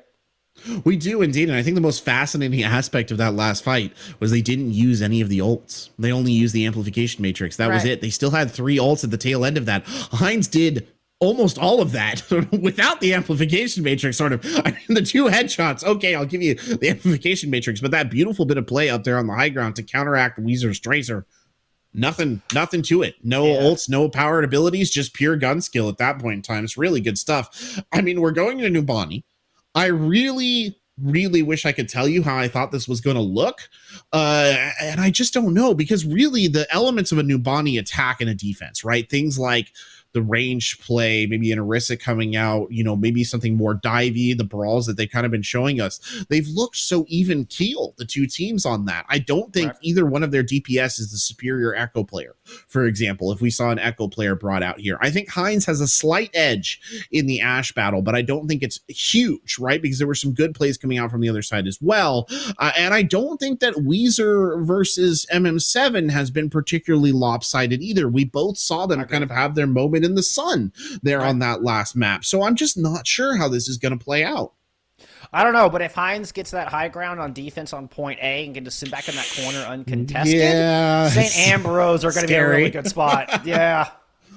It's scary, but I mean, it's also scary to have a giant, angry, you know, gorilla from space drop on top of you with a nano boost and, you know, a Zarya bubble or something up there on the high ground too. So no matter how good you are as an Ashe, some things cannot be just put down that easily. So we'll see if that's the case here. I'm genuinely, and I sometimes say this as a bit of an exaggeration, but in this case, I am genuinely fascinated to see what these 2 teams choose to run here, because I just have no idea what this is going to look like. By the way, he's a scientist, okay, not a gorilla. You're right. I'm sorry. He's a scientist. You're right. And I should know better. He's my favorite character. I named my dog after him, so I should know. He's a scientist. He's one of the best characters in the game, just as far as from a character creation standpoint, personality great. And all that. Oh, yeah. Yeah, he's awesome. And I love the personality of these 2 teams. These 2 teams have been absolutely on fire and make me smile equally as much as a giant scientist eating peanut butter. What do you make of this, though? This is an interesting thing, and we're speaking of personalities here, and I think we're seeing them come out a little bit. Augustana playing as something a little bit maybe more kind of oriented towards the supports, a little bit more disengagey, trying to wear things down through a little bit more coordinated play. On the other side of the ball, a very blunt and aggressive attack here from St. Ambrose. That is a run-in, beat-em-up sort of composition. I don't know how it's going to fare against Dad on Pharah. I don't have a big sample size to pull from here, but look at that anti-nade to start things off. That's pretty scary. Let the ult charge begin here for the defenders. Yeah, Harvekel appreciative for that free 25% that they've been able to build up. There's another one too. Oh my! And look at the tanks! The tanks from St. Ambrose, oh so low, trying to emerge. And MM7 got a little bit ahead of the tanks, I think. It's separated from the pack. And St. Ambrose have to just sit at the bottom of a hotel and wait for their Cassidy to get back into the fight. Harvekel is a menace. Those grenades, man, that's nasty. He forced the immortality field out there as well, and they also forced the split. I believe it was Agent MM7 who got cut off, and this full regroup, that's almost entirely courtesy of Harvekel hitting that second anti-nade so perfectly, but here they come again, and the anti-nade not as successful. Breaded Man tempted fate, just sticking their nose in front of all of this damage.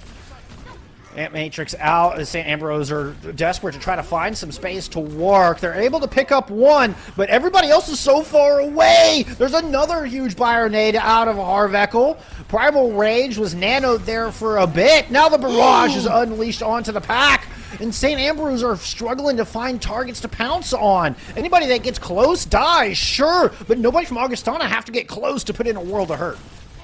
But they've split him up here, Bullskunk. That's the big thing. They've split him up. Yep. But the sound barrier has to come out now from Azure Rose to keep them in this fight. Weezer's just going to drop back into cover for half a second. Oh, no. Dad is down. Fortunately, the res will come in just in time.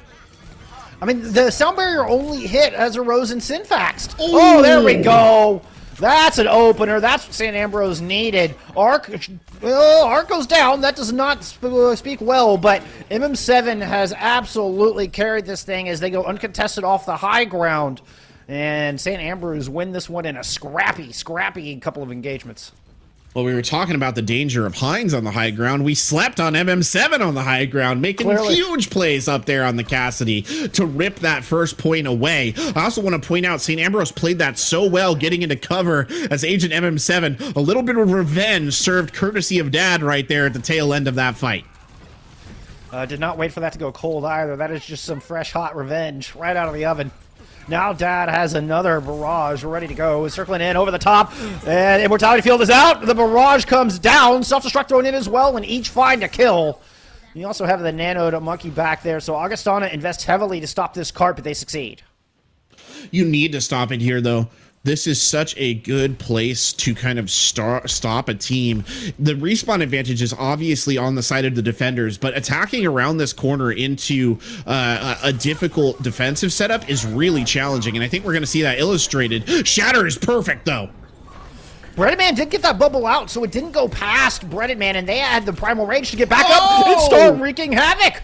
As Synfax is sent into the great beyond. Now MM7 is the focus of Breaded Man's fire. And St. Ambrose just have to retreat. They're going back to spawn one way or another. God, that corner is evil. I don't know what it is about this corner. I once got like no, it wasn't 6 minutes. It was like a 4-minute hold on this corner in overtime once. It's vicious to try and get out of this. And they're just going to play right up against this wall to minimize the amount of damage that St. Ambrose can really deliver the opposite direction. Deadeye hoping for the pharmacy, but doesn't get it this time.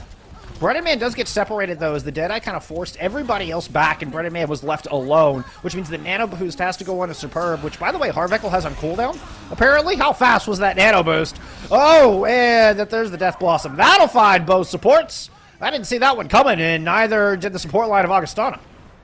Well, I'll tell you what, if there's one theme of the night that we've seen, as much as we've hyped up, all of these players, it is the DPS pulling bacon out of a fire right there. And that's exactly what happened in that scenario. MM7 hitting another huge ult. Crispy indeed, my friend. MM7 hitting a huge ult right there to give them the room that they needed. It was a true, we say it often as a joke, but that was a true zoning ult right there. But look at this re-engage. No hesitation whatsoever.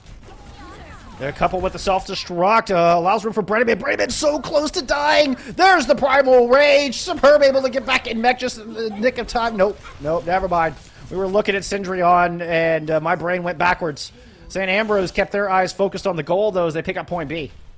Well, a difficult choice has to be made here, to be honest with you, Bullskunk. They're going to have to switch off this Pharah, I think, soon. They're not getting enough value out of it. It's just not doing enough. After this barrage, I think you gotta switch to something. You've got to get a different character in here. I don't know what it is, but I think they're gonna get shut down again. They are. Oh, Dad tried to counter with the barrage, but MM7's able to get that Deadeye out just in time.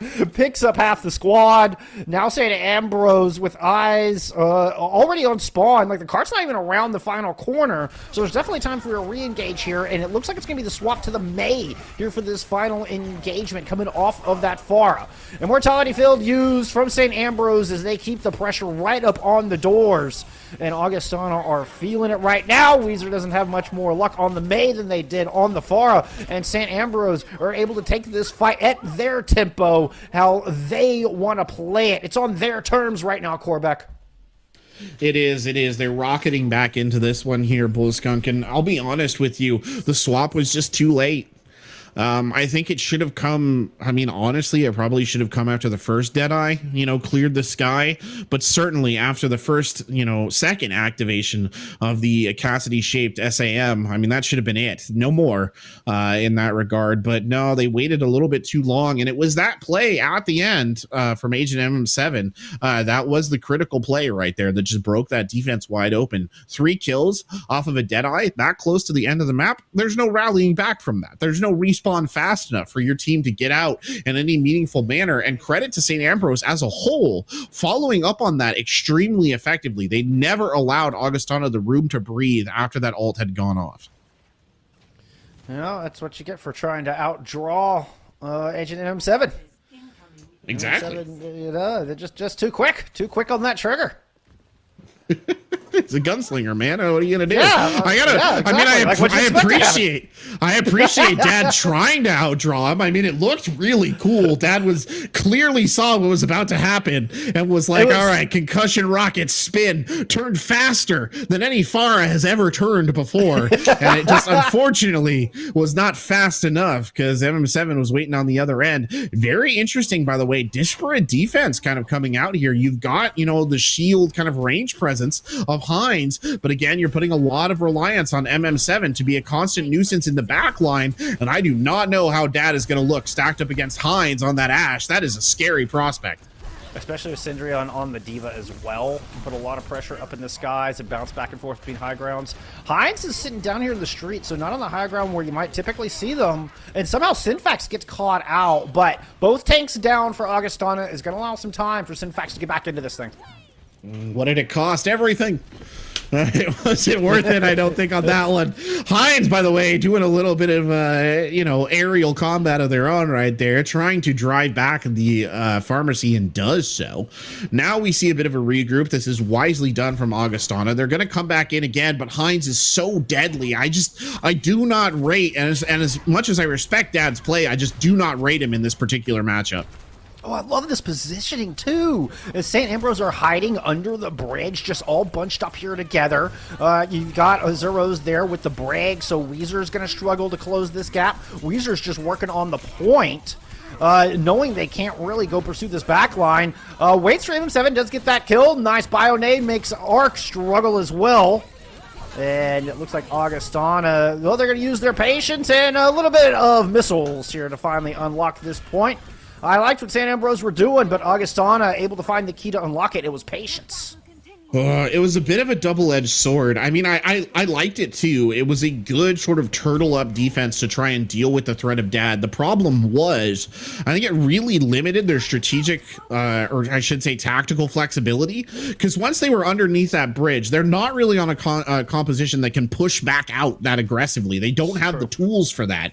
So they were kind of isolating themselves in that sector, and then eventually the prerogative is you have to step out from underneath the bridge, and when they finally put away the bridge troll act, it didn't go so well. I think I gave him some bonus points for originality on that one. Oh yeah. You know, it was creative. Right now, Augustana just slowing down, waiting for Hines' Bob to get off the battlefield.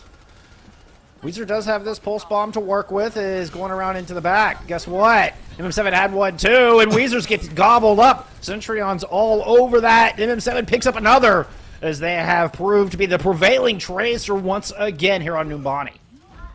Shout out to the unsung heroism of Cendrillon right there. Again, another great impactful eat from Cendrillon, because if that pulse bomb had hit, that would have been absolutely devastating given where they were. This is going to force a bit of a soft regroup here from Augustana as they consider the best way to go about this, but now they've got Superb's Graviton online as well. That one gets eaten too! Oh, but it's not going to matter at the end of the day. Dad and Harvekel are able to win it out in the neutral, despite the best efforts of Cindrion on the D.Va. Intelligent as that play was, unfortunately, Augustana's attack was just overwhelming force. Man, I said at the first map, I was like, Augustana, they're hungry, but clearly the hungriest player in the lobby is Hungry Cendrillon there on that D.Va, who's just eaten...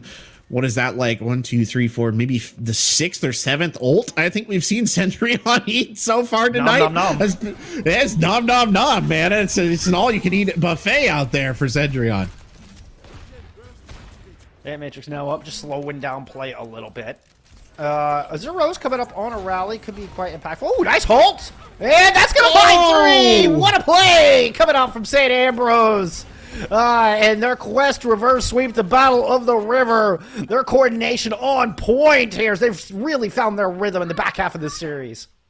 Well, if you can't eat your enemy's ults, eat your enemies instead. That's what Cendrillon does right there. Lets the bomb fly.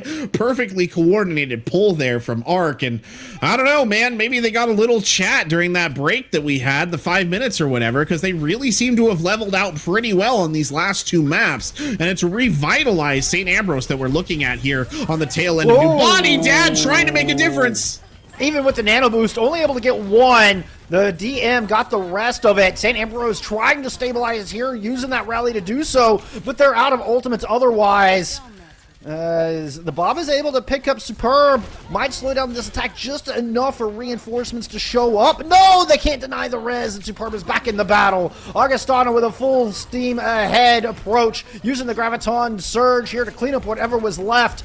And Augustana could put up an even better time bank than that of the Fighting Bees. Oh no, did we curse them? I'm not sure. I think we might have. We were like, yeah, go St. Ambrose, go. And then all of a sudden Augustana was like, nope, let's just shut this down. And that's exactly what happened. I mean, just a cutting level of pressure that was applied there from Augustana. I want you to think in particular back to the perspective of Heinz. So Heinz is supposed to be the damage dealer hanging back behind the line, right? This is what Ashe is supposed to do in this setup.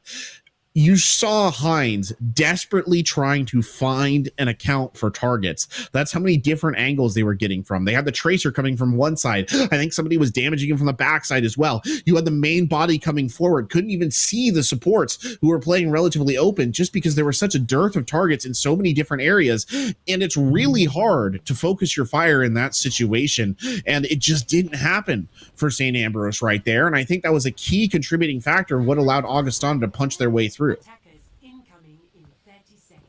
We were talking about that if St. Ambrose were going to take this map, I mean, it's going to be on the back of these DPS, and Heinz in particular, with how well this map favors these long-range flick scans, and now going on to, well, showing us a Hanzo here. Still some time to change their mind on that. Augustana respond beautifully. Like, they're able to control that. And big props to just their playbook for being able to turn the heads like that and draw the eye level in so many different directions that Heinz doesn't know which way to look, or at least is struggling to lock down targets is probably more accurate. Struggling to lock down those kills. Yeah. A very poised response, I think, is the best way to put it from Augustana. I think a lot of teams would have gotten very frustrated there and maybe cracked a little bit under the pressure. Not so. Augustana sticking to their guns. They're not going to give this opportunity up. St. Ambrose pathing through bottom floor hotel. Heinz already under a lot of pressure, needs to find some room to work for this Hanzo. Going to go up to the high ground and make it happen. Has a Mercy in their sights, can't land that one. Decides to drop back down because Agent MM7's in trouble. You've got Weezer trying to come in from that left-hand mini, work behind, but guess what? Sinfax already has the Matrix, and Dad gets taken out of their barrage. Harvekel trying to keep Superb and the rest of Augustana alive, but MM7 and Heinz will not be denied on this take. I say that! Superb is somehow with one hit point! Serm takes Heinz out of the fight. Unbelievable! Ezra Rose has to use this sound barrier to even try to get back, but there is a pulse bomb from Weezer, and Augustana managed to stay in this thing through some fantastic play from Superb and Harvekel. The supports! Harvekel! The supports, man! What a mercy! Saving the day! Quite literally saving the day right there. I don't know how Superb managed to stay alive either, but an absolute miracle level moment right there for the side of Augustana. You'd love to see it. And now St. Ambrose, they've got two ults here in the tank. They've got two big ults. They've got MM7's absolutely devastating High Noon, and they have Heinz with the Dragon. That is enough for them to win this fight. We've seen them do it with less. Are they going to be able to do it here? MM7 is taking down the pharmacy with this Deadeye in the past. Breaded Man already low, and MM7 doesn't even need the ultimate to take Dad out of the sky, but they have to deny the res. Keep a check on Vanilla Big Hug. You can see Vanilla Big Hug very low at the top of your screen. Super B uses that self-destruct to get back in Met, and Weezer's able to pick up one. The Baptiste is down. Heinz goes down. This has suddenly turned from a favorable fight against St. Ambrose. Arc on the Reinhardt, still in this thing, still swinging for dear life, and Cendrillon's able to pick up one as well, despite losing their Baptiste. St. Ambrose have some presence. They've got some purchase on this point, and now they're on the road. And they held on to the Deadeye. They held on to the Deadeye throughout. Absolutely crazy that they were able to do that. I'm just going to tack on a note here. Breaded Man waited so long to use that Primal Rage. I actually think that was a bit of a miscalculation. He should have just popped it for the heals, honestly, Bullskunk, because it forced healing to have to be redirected to him during that fight, which pulled it away from other more vulnerable targets. But here we go. Overtime cooking for St. Ambrose Esports. They cannot leave the cart. Can Augustana divest them of that cargo? Oh, huge bio nade. Zero Road has to use that sound barrier just to counteract it. Weezer is nanoed in the back, but eats a flashbang as MM7 finally takes them down and devalues that entirely, and then takes down Dad for a second time. Back to back. Dad got killed, rezzed, and killed once again. Dowd not allowed to play the game because Agent MM7 has this Peacekeeper on lock. It is absolute perfection coming out of this DPS squad from St. Ambrose. There's another one. Arvicle down early on. That's a huge source of healing. Vanilla Big Hug cannot do this alone, and you'll see those red names starting to pop up more and more positively in the kill feed. Oh no, Dad tries to touch with the delay, and we're getting another rip-roaring overtime session here from these two teams, except it's St. Ambrose again powering forward. The Bees continue to fight. As your hometown squad, they're in Davenport, now have eyes set on a 6th point to put on the board. They've got ults to work with, and they've got the opening pick. Weezer goes down. MM7 with the Deadeye. Doesn't even need it. Hines steals the kills. Hines gets 3 in a row on the newly swapped 76, and there's still plenty in the bank for them to take this thing home. Dad switch. Honestly, it's a double hit scan. There it is. Okay, coming out on the McCree instead. Hopefully not too late like last time. They still got Superb with the Diva Bomb here. They can probably make something out of it. No, that's the worst use. Oh, but MM7 goes down, and Dad picks up 2. Hines is able to get 2 with the Tac Visor as well, but Breaded Man is on this point, nano boosted with a hammer swinging away, and the defense might just hold the last second, particularly with another great Bionade coming out of Harvekel, and St. Ambrose will fall short of their 6th point, but you should be celebrating there for the Bees fans in Iowa, because this was a monstrous push in OT, and it's going to be a tough one to answer. St. Ambrose have set the bar, and now it's up to Augustana to respond. Well, the end of bees may come, but it will not be this map. I'll tell you that right now. No depollinization happening here on the St. Ambrose Esports watch, that's for sure.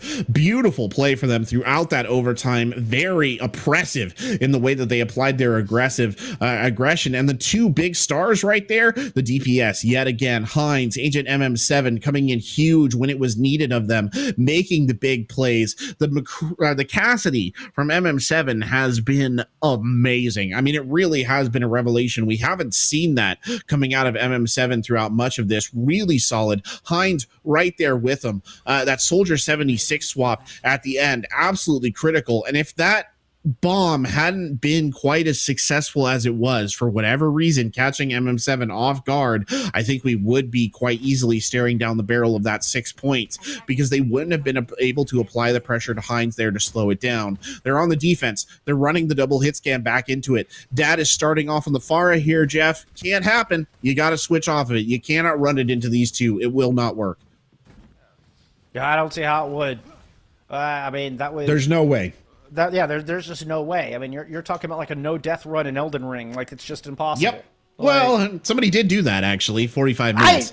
I understand. Okay, it is nay impossible. It is nay impossible. And right now, you need to play the odds, okay? You don't run into this match right here with only a 1% chance of success. And, I mean, I don't know if it's quite that low, but the odds are stacked against Dad trying to take to the skies against these 2 outstanding DPS, MM7 and Hines. They're distracted.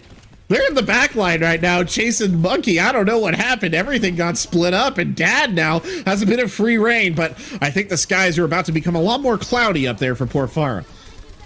And St. Ambrose are taken to this same spot. They're playing the trolls under the bridge, and Harvekel takes down Ark.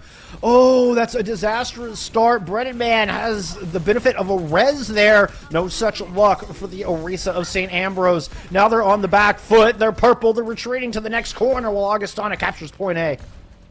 Are they going to recontest, though? That's the question. No, No, they're gonna not. They're just going to give it up. Okay, defense and depth. Yeah. That's what we're talking about right here. As Dad peeks that corner, that's a brave decision to be made right there. By the way, just to point out synergy, it's something that we've talked about. You saw it right there. The level of trust exhibited by Breaded Man to engage like that right into the teeth of the enemy team and just know that his supports were going to keep him alive. That's the kind of synergy that we're talking about right there. A lot of tank players wouldn't have done that.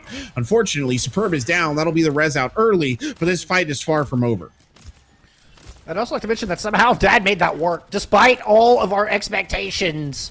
Dad has Barrage ready to go, still putting some pressure down. I mean, has to play really safe to get the Nano. They're going to try to Barrage, but Syndreon yet devaluing yet another ultimate in this game, and Dad gets picked out of the sky. That is a bit more of what we expected that to look like. But Weezer! Whoa! Holy cow! Weezer sneaks in and pulse bombs 3. He gets the follow-up kill onto Syndreon as well, and Weezer has pressed Augustana all the way over the line.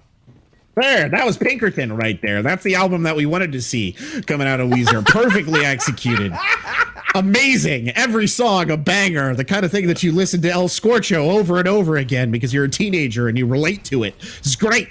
It's perfect. Unfortunately, Unfortunately, though, St. Ambrose has the significant ult advantage going into this last stage. Only 30 seconds left on the clock, and they have both DPS ults and the tank ults. They could wipe Harvicle's down!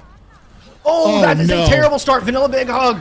Oh, he does manage to sneak around the self-destruct to go get that res, but here comes the Graviton Surge. Superb does, I think that got hit on the cart. I don't think that's what they were looking for. St. Ambrose now choosing to fight back with their ultimates. It's going to be a double damage amplification matrix attack visor on the back of it, picking up 3, and there's just no coming back from that. Augustana cannot stand up against this absolute onslaught of ultimates. St. Ambrose, they're sending this to a map 5. Battle of the River comes down to one final control map. You're at your drive-thru, you know, your favorite drive-thru restaurant. They're like, do you want ketchup? And you're like, yeah, I'll have some ketchup. And then they just dump like 80 ketchup packets into a bag and hand them to you. That's what happened right there with Heinz. He's just like, all the ketchup. The bottle is open. It's coming out easy. Like, beautiful tail end. And again, the thing that I said earlier on, and we're seeing it illustrated in this play of the game, the DPS saving the bacon of the team. I said they had the ults to wipe the point there, Bullskunk. They had the ults to wipe the point. It came in the form of Heinz. Give credit to the cast that was around them for making it happen, but ultimately it was the DPS players in the hot seat doing what they needed to do to secure that last point of Nimani. Yeah, and Heinz and MM7 certainly have the chops to make the pops. They get the job done. They send us to map 5. Holy cow, what a comeback. Whatever that pep talk from Coach Erica at halftime, it has worked. And there is one map to decide us all. We're going to take a quick break before we send it there. When we return, it is Busan. We'll see you in a moment.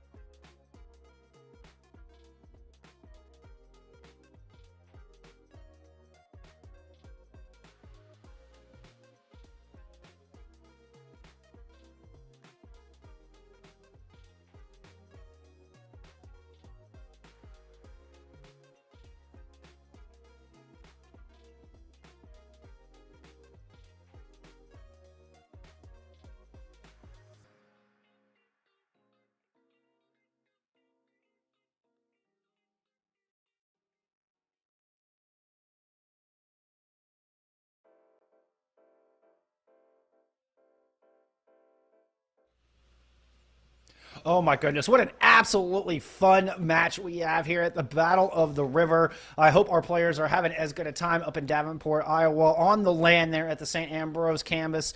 It's St. Ambrose, man, they have really shown their mettle and their resilience. They put up 2 6-5 victories back-to-back to send us to this map 5.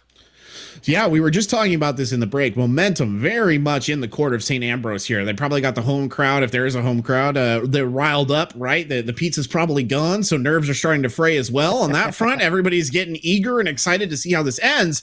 But they've got those 2 6-5s in the bag. And I mean, as someone who played at a similar level to this, I know that if I was in the position of just having lost 2 6-5s, which is what Augustana is in, I would be unhappy. I also have a terrible mental, but I would be unhappy. The thing is, though, if you're sitting on the side of Augustana, you got to take a little bit of comfort in the fact that last time you guys were on a Koth map, it was close, but it wasn't that close. You had the superior ult execution. You had the superior coordination coming out of the gate. Koth looked a lot more favorable to that Augustana side when push came to shove than it did for the St. Ambrose side. So now if we're going to see them come out here on those shadow dives again, I think that it's a tough call, but I think that Augustana might have a little bit of an edge. So we'll be revealed in about 20 seconds. And I think if it's more of a brawl, though, I'm gonna give it towards St. Ambrose. Yeah, it's the precedent of Augustana winning 2-0 on Ilios versus the momentum that St. Ambrose have put together. After the halftime, they've looked like an entirely different squad. And, you know, it's certainly a brawl-favored sub-map here on Mecha Base. And it looks like a little bit of Ice Queen coming out of both sides. This is going to be interesting. This first fight is going to mean a lot. This first fight is going to mean a lot. It has all the tenor of a kind of decisive moment right at the very beginning. Dad has looked like an excellent Symmetra player. I'm just going to throw that out there right now. Has looked spectacular. Weezer has been above average too on that May. This looks more like King's Row in a lot of ways. And again, King's Row was a favorable map for Augustana. So here we go. Fight number 1. And the battle for the high ground, as you might anticipate, Cindrion already low and an immortality field already used out of Synfax. This is an edge to Augustana and cooldowns on this fight, but it's Weezer who draws first blood. And, Dad moves in to follow up on it, and it was just created from some early opportunities. Augustana do a great job of following up on it. Look at Dad on that sim, already just putting down the law. Oh, that's a stern talking to from Dad again. Sits St. Ambrose down on the knee and gives him a little chat about something important. Brutal. But again, we're going to see this fast tempo. These re-engages are going to come quickly. This is exactly like what we saw in Ilios as well. Nice wall splitting things off, and Heinz goes down immediately. Early advantage to Augustana as they're able to just hold up on that top wall. Dad's going to go ahead and throw down this photon barrier as the two Reinhardts go face-to-face, shield to shield, but it's the early Earth Shatter that comes out from Breaded Man. And Ark finds themselves back in spawn. Dad racking up kills again, make it 3 for Dad in this fight as well. And you weren't kidding. Oh my goodness, Dad on this sim is just scary. That is a 6'6" gaming warlord of a dad. It is. It's the kind of dad that you're never going to be able to live up to. It's the kind of dad that causes issues at a later stage in life. That's insane. I will just point out, by the way, I want to highlight one more thing. When Dad got booped off, immediately deployed the shield. Brilliant timing. Knew that they weren't going to be able there to provide the damage, so provided sustain instead. Couldn't ask for anything more. Nice quick response from St. Ambrose as they look to come out from the top ropes, and MM7 invests the Blizzard. There's a soul struck going in the back, and Heinz gets themselves caught out. Thought they were safe.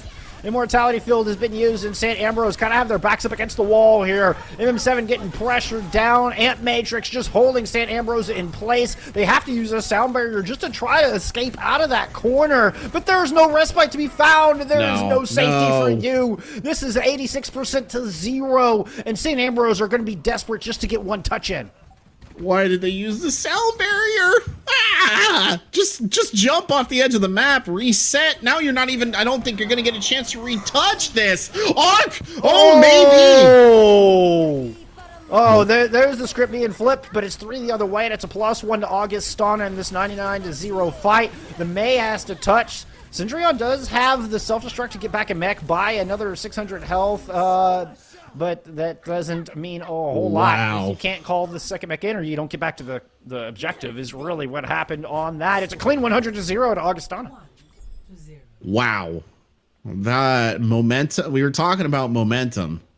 And I think the momentum just got forcibly stopped right there. I don't know what the appropriate metaphor or simile is in this situation. It was just kind of like a wave hitting a dam. Nothing happened. It died 100% to 0 on that first map. And now we're coming out with Augustana on the Shadow Dive, the composition that they looked very deadly on. St. Ambrose is going to try and challenge this with a Reinhardt, Reaper, very brawly McCree comp. This is going to be tough because I don't know if you have the sustain and the ability to counteract Dad's hacks. That's going to be the big thing as they fight around Drum Jr. Well, and you were talking about Dad's Symmetra. Dad's Sombra, to me, was even more impressive somehow. Yeah. The EMPs, every single one was fight-winning, and they're already a quarter to the first one here as both main tanks fall. Hines is able to pick up that go-ahead kill, though, and give the edge on over to St. Ambrose. And the Fighting Bees should be able to grab first control, particularly with that kill onto Harvekel. That's a self-inflicted defeat right there for Augustana. They split their front line, and that allowed Hines to just like drive in there, dagger to a kidney sort of situation, and split the two of them up. What that has done, though, is it's made Augustana switch things up. They're going in with a Reinhardt and a May now, trying to copy some of the magic that they had on the last stage. And they found behind an ult economy. This Breaded Man just gets charged into oblivion. And everybody ends up dead, so there's no more Reinhardts on the battlefield. Early Ant Matrix and St. Ambrose are content to just hold the line at the moment and wait for the ingress. Dad, happy to oblige, coming in back on that Symmetra. Self-destruct picks up one. Hines picks up another as the battle around Drum continues. Main tanks return to the fight. As their Rose goes down, St. Ambrose just lost their sound barrier in this engagement. Could have been the difference maker, but alas, it's Augustana flipping this point. They're doing a good job of stalling it out. I'll give them credit for that, but it's not quite enough. They do hit 50%. Again, though, Augustana, at the Battle of Waterloo, the Archduke Wellington said at the end that it was a damn near run thing, and it was right there as well, because Augustana got split up once again. St. Ambrose wasn't able to capitalize on it that time, whether it was because of a Maywall or what, I don't know, but they've got to be very careful about splitting up in such a brawl-focused composition. Matrix out. Shatter. Arc has managed to get around it, but as the rest of the team, Arc does throw down the Shadow, but doesn't get anything with it, and now goes down. Sound barrier invested from both sides. And Augustana are cleaning up their flanks, now pushing in to force back the main ranks. But here comes Hines in with the Death Blossom. That picks up one, does a ton of damage, able to follow up with two more. And Hines answers back. St. Ambrose steal this objective. The DPS again, Bullscone coming in to save the day. This is what they've been relying on this entire time. Sometimes it's MM7, sometimes it's Hines, whichever one of them steps up in a big way in critical moments. Augustana, rapid recontest and ult usage here is the key to victory for them. If they can just stick this fight early and stick it hard, they'll probably take this back.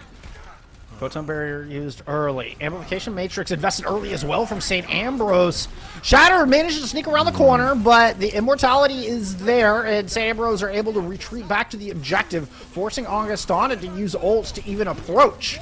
Now they're throwing in the third as Augustana's Ant Matrix is all the way in the back. Self-destruct thrown in. Blizzard as well. Augustana empty the entire war chest. They are rewarded with the objective. The question is, do they have enough to hang on to it? Superb, though. Big play there. We haven't seen a ton of Superb. He's been hanging at a similar level to Cendrillon, but the plays haven't been as flashy. Speaking of Cendrillon, getting absolutely bullied here, but the plays haven't been as flashy. Finally, a huge moment for Superb right there to make a big difference. Nasty stagger there as well, but take a look at the percentages, Jeff. That's the big thing here. This is one fight territory for both of these teams. St. Ambrose has two ults in the bank. They're both been very impactful ults throughout this matchup. Augustana has nothing to respond to that with. This is going to be an absolutely crucial fight. Augustana just need to hang on a little bit longer. They'll take home that Aura victory.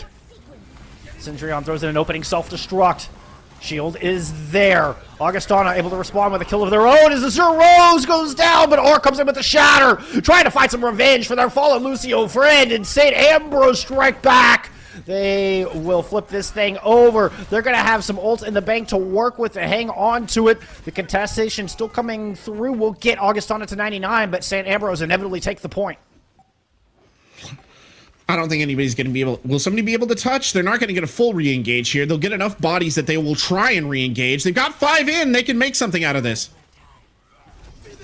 Harbeckle's going to throw down the Ant Matrix. Zero's Sound Barrier hits all 6. St. Ambrose try to circle around, and it's dancing around the point right now. Shatter comes through, and Azure Rose goes down. Vanilla Big Hug able to pick up that final blow. Dad gets 1 as well. Dad gets 2. And the Symmetra shows up big just when Augustana need it most. They had never been able to conquer the Fighting Bees, and it looks like today is the day. It took a land to make it happen, but the Battle of the River firmly in the hands of the Vikings right now. Augustana traverse the Mississippi. They traverse the incredible DPS of St. Ambrose University, and their synergy serves them well, rising out on top as they raise the Aura victory above their heads in celebration. Wow.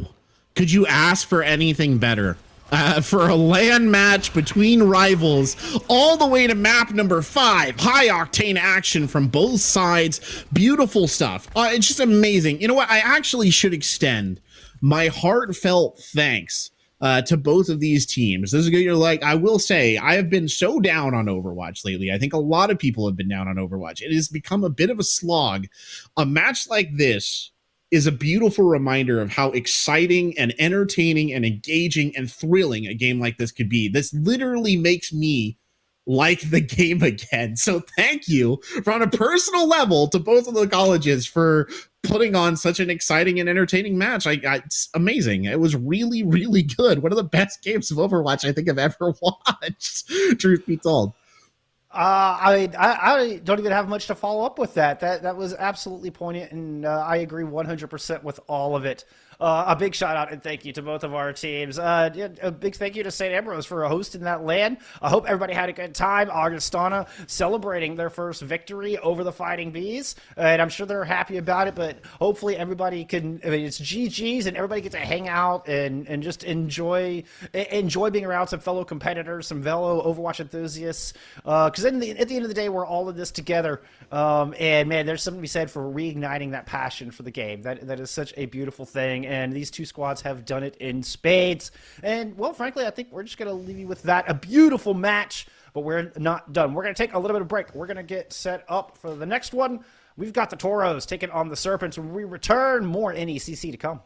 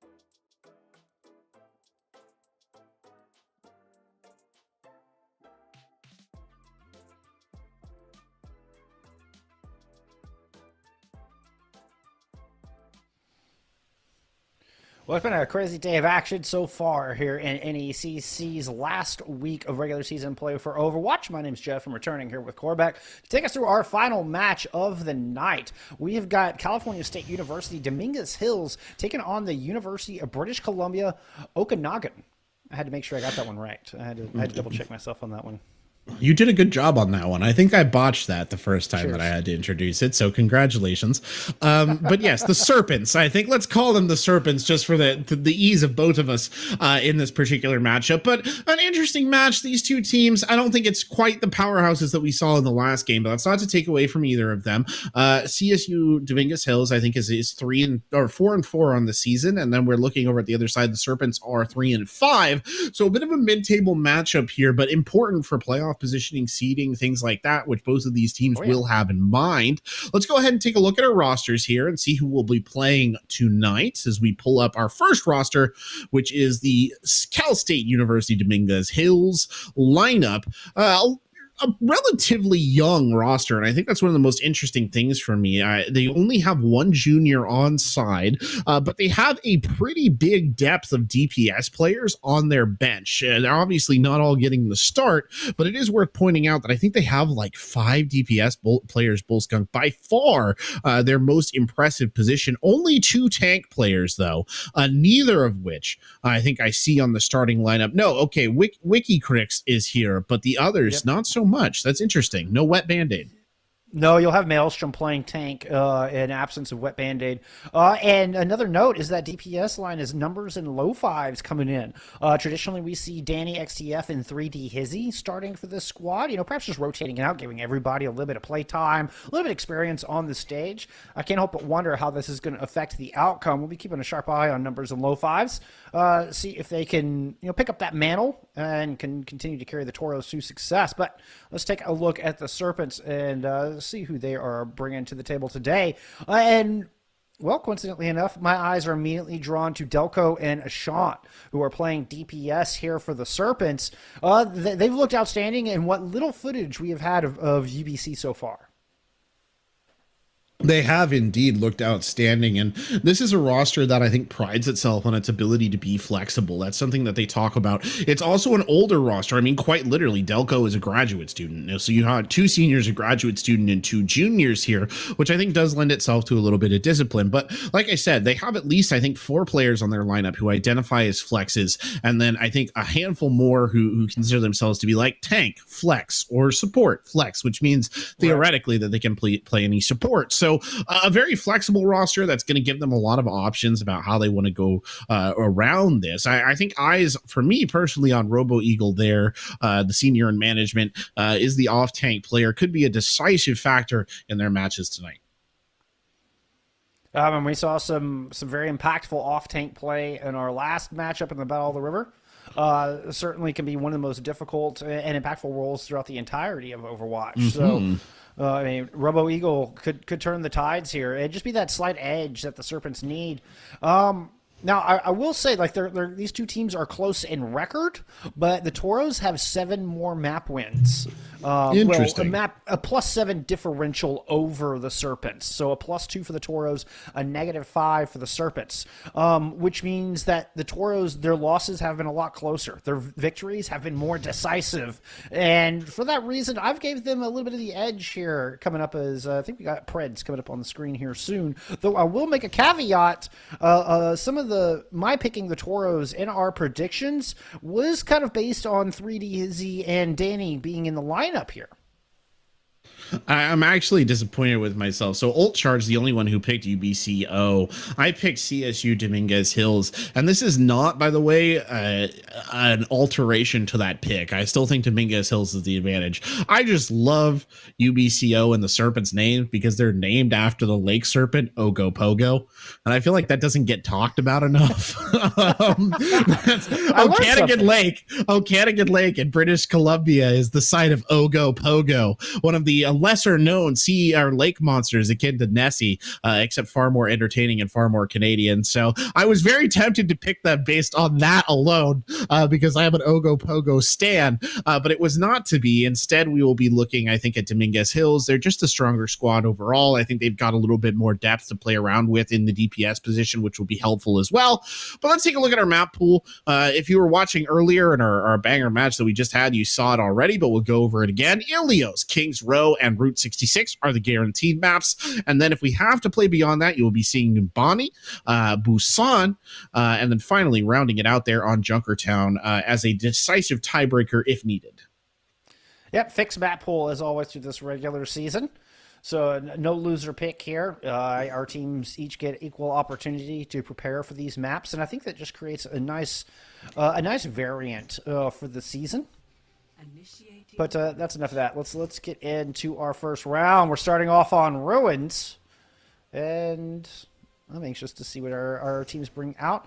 Ruins is beautiful. Also, British Columbia is beautiful. If y'all ever get a chance to go to BC, it is absolutely gorgeous country. Some of the most prettiest scenery I've ever seen in my life. I did some university time up there, and some of my favorite times, in my existence. So there you go. If you ever get a chance, go to British Columbia.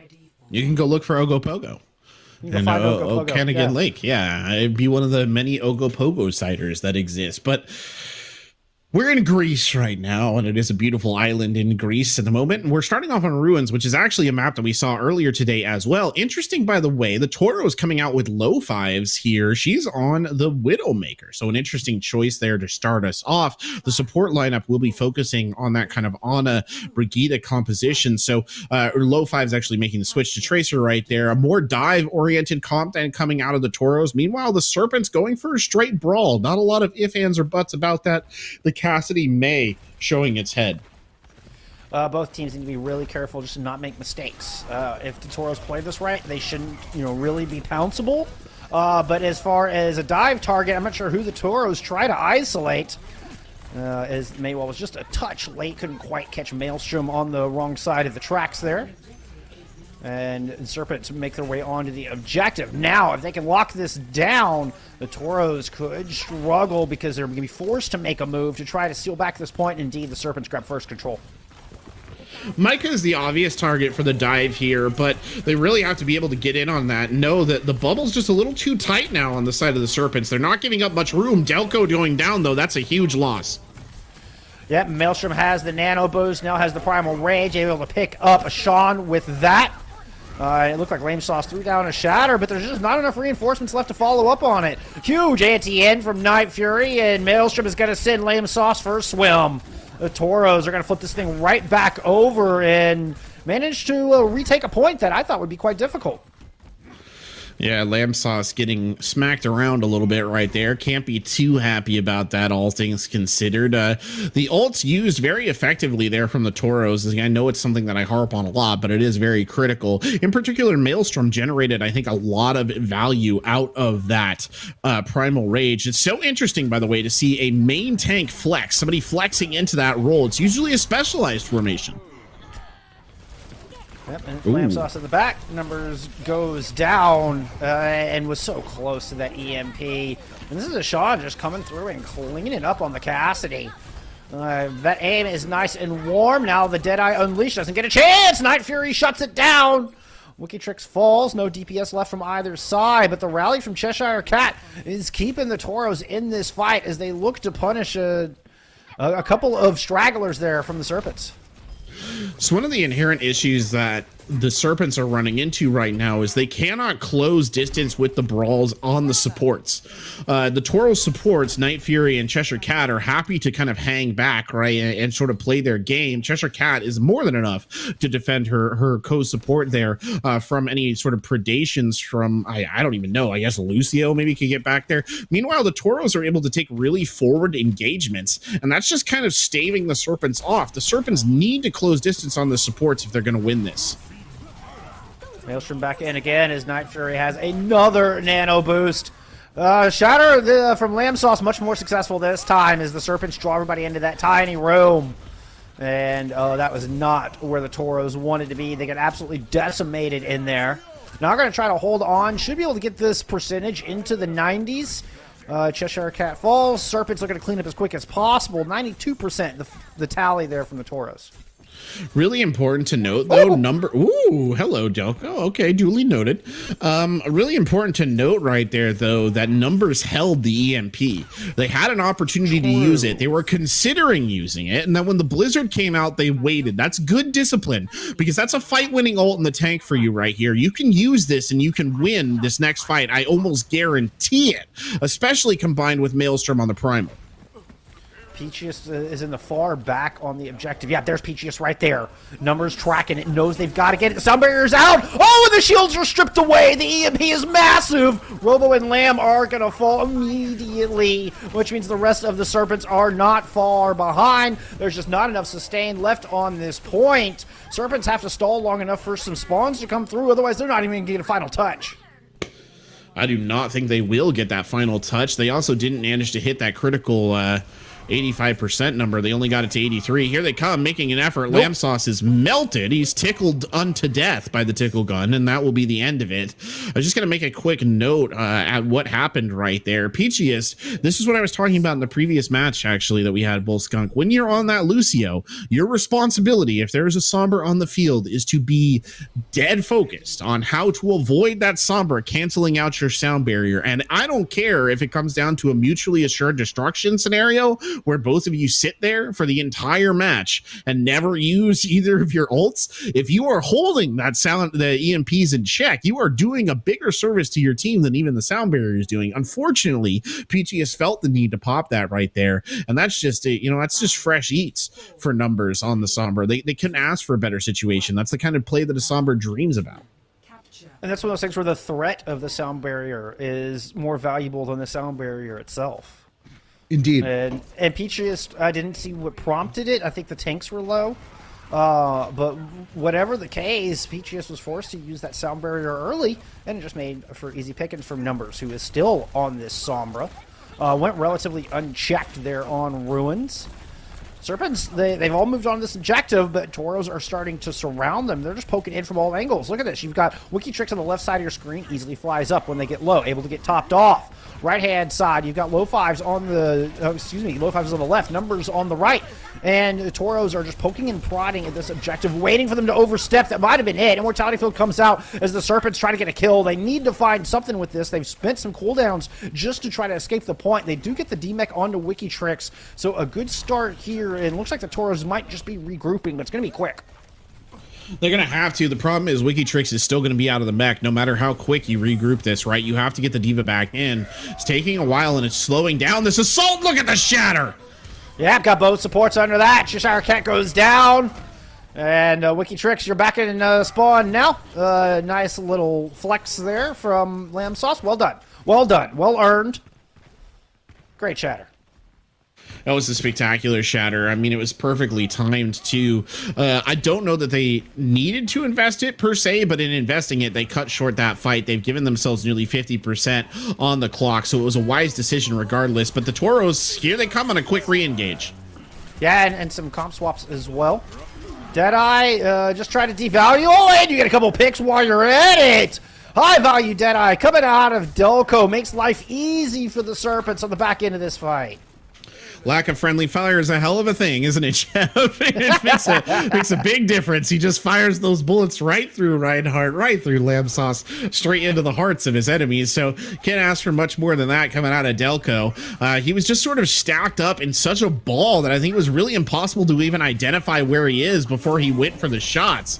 Huge EMP, though, to start this off. Yep, that gets 5. Sean was waiting up high, decided to go ahead and drop down.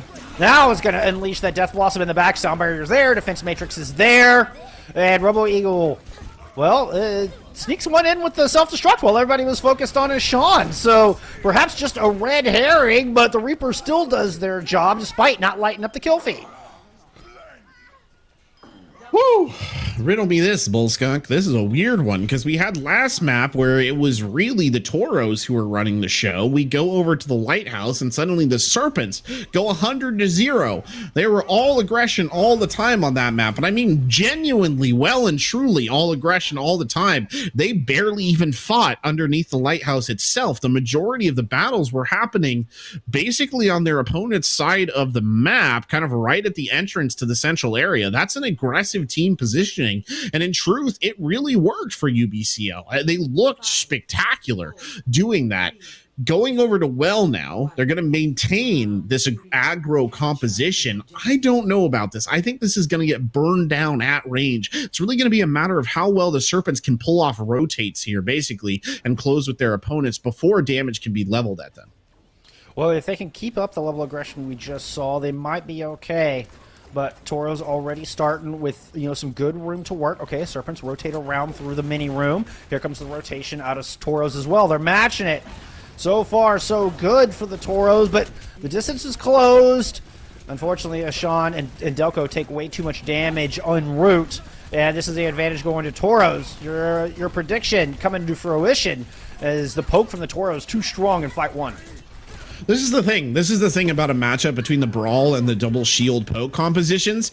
If you, on the poke side, can just dance faster than the other team, if you can make the rotates faster than they can catch up with you, you will win the majority of fights because you can keep the damage applied on the move, whereas it's much harder for the Brawl comp to level the full amount of damage, right, before they actually close with you. So that's going to be the Toro's job here. You've got to call the rotations right. If you're on the side of Serpents, you have to close that gap however you can, and you have to get a kill immediately when you finally close it.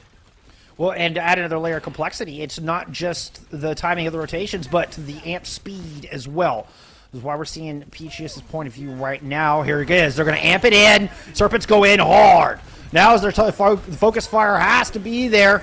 Immortality Field was used. Now the Transcendence is out, and the Toros are surviving all of this. Now they've got 50% extra damage, courtesy of the Supercharger, and they're racking up the kills. Even with the Supercharger down, well, the damage had already been done, and the Toros expertly performing on this double shield. Oh, it's Brawl. Oh my goodness, Bunker composition. It's not double shield, it's Bunker. I'm going to beat that one in my own brain here eventually, Corvette.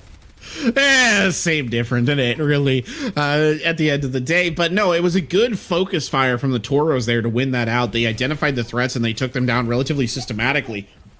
This is aggressive positioning from them, though, and they need to be a little bit careful. But there's that rotate I was talking about. Really well timed. Look at the sightline that they have now to put pressure down on the Serpents, and look at how they just control the map without having to close. All right, they're just dancing around the well itself. Look like the Shatter may have gotten one, but here comes Numbers. Now there's another Reinhardt on the field. Serpents didn't see this one coming. And that is going to be yet another fight win. And it's looking like the Toros are going to take this 100-0. Peachius may be able to get a touch in. There's still some late stalls. No, Peachius is up. Peachius has to use the sound barrier just on themselves to try and initiate this overtime. It's 97%, means overtime will start, but there's not enough reinforcements left. The Serpents just don't have the bodies to flip this thing back, and the Toros dominate well with this bunker composition. Lamb Sauce is getting one, but there's just 2 tanks left on this point. Self-destruct thrown into the air. Okay. And, well, the Toros get up a free flip? Question mark? They do. Yeah, they'll flip it back in a second, though. I think you're on the money. This fight is basically over. The beatdown bongo's coming out there, I think, just to escort it through. The high noon. No, that won't do. No. Dominguez Hills holding firm here. Just a trickle of bodies, an extension, I think, at the tail end of this matchup. And one by one, the members of the Serpents are pulled down. There will be the final one, and it will be the Toros who will walk away with the Ilios win. Nice play from Wikitrix there, just acknowledging the Cassidy coming in with the Deadeye, able to just get in and make sure there was nothing doing there. I mean, just very well done by Toros, just good fundamentals on rotation, cooldown usage, when the Serpents were able to close the gap and properly use the amp speed to get on top of them. Toros were right there with the cooldowns they needed to survive the onslaught and back away. Good use of Transcendence from Cheshire Cat as well. Very well done. I mean, tip of the hat to them. Cheshire Cat had an 81% kill participation, by the way. So, wow. Oh man, you put in a little bit of Brig, you put in a little bit of Zenyatta, and those numbers just go whoop straight up. But 81%. 81%. Yeah, not the highest I've seen, but very high. I think the highest I ever got was 99. No, 98, I think it was on a Brigida. So make of that what you will. That's just the way it goes sometimes. But it's interesting to say, I just wanted to point out, if you're someone who's playing at like a plat or a diamond level and you're trying in some sort of organized play league or what have you, I don't know what's out there, CGL maybe or something like that, and you wanted to see how a good bunker composition is executed against a brawl comp, you're not going to find many more better examples at this level of play than what you just saw right there.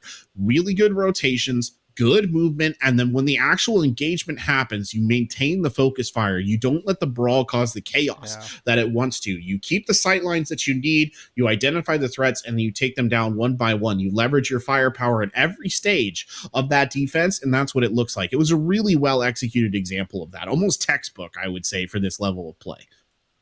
And again, just back to fundamentals. And Toros seem to all be working on the same page. You know, it's like one person kind of playing a top down, where it's like, first I'm going to use this cooldown, we're going to move here. That's exactly what it was like. And so it was max value from every single one of the cooldowns from the ultimates. It was picturesque. There's not much more we can say about that. There's the Toros made that one not look easy, but you're right. It was a shining example of exactly how to play that composition versus brawl. I'm not going to take it away either from the Serpents, because they showed us that the brawl comp can be really effective. We were just saying as we went into that final map of, well, wow, the Serpents totally aggro, very hardcore brawl, not giving their opponents any room to breathe, just grabbing on by the belt and fighting, you know, tooth and nail. The shatters coming out during regroup phases, like a poke phase shatter that turns into a team wipe, that sort of thing. That's really great. But on the other side of the coin, a very solid response from the Toros to come out and be like, we acknowledge your aggression and we're going to play it very differently and make you kind of have to work for it. And unfortunately, the Serpents weren't able to pick it up that time. Now, how much does that come down to the map itself? I think played a big part in that. You know, with that to work around. I mean, it was just a good read. I mean, a really good call from the Toros. Oh, we're gonna take 5. It looks like one of our teams needs a few minutes to kind of regroup and reset. So bear with us. We appreciate your patience. We come back, map 2. We'll see you in a minute.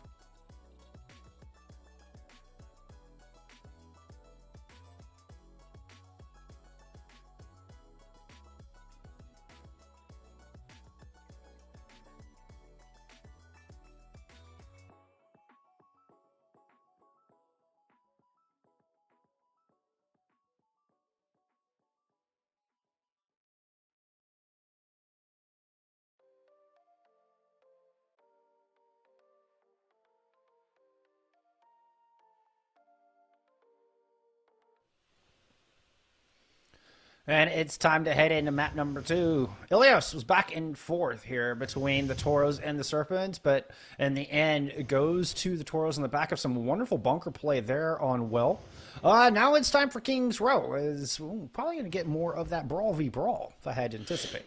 I think we probably are, and it's going to be an interesting matchup, right? Because we saw a very good grasp of fundamentals from the Tauros. This is something that you mentioned, Bullskunk, just good fundamental communication, coordination, target focus, the things that make an Overwatch team good.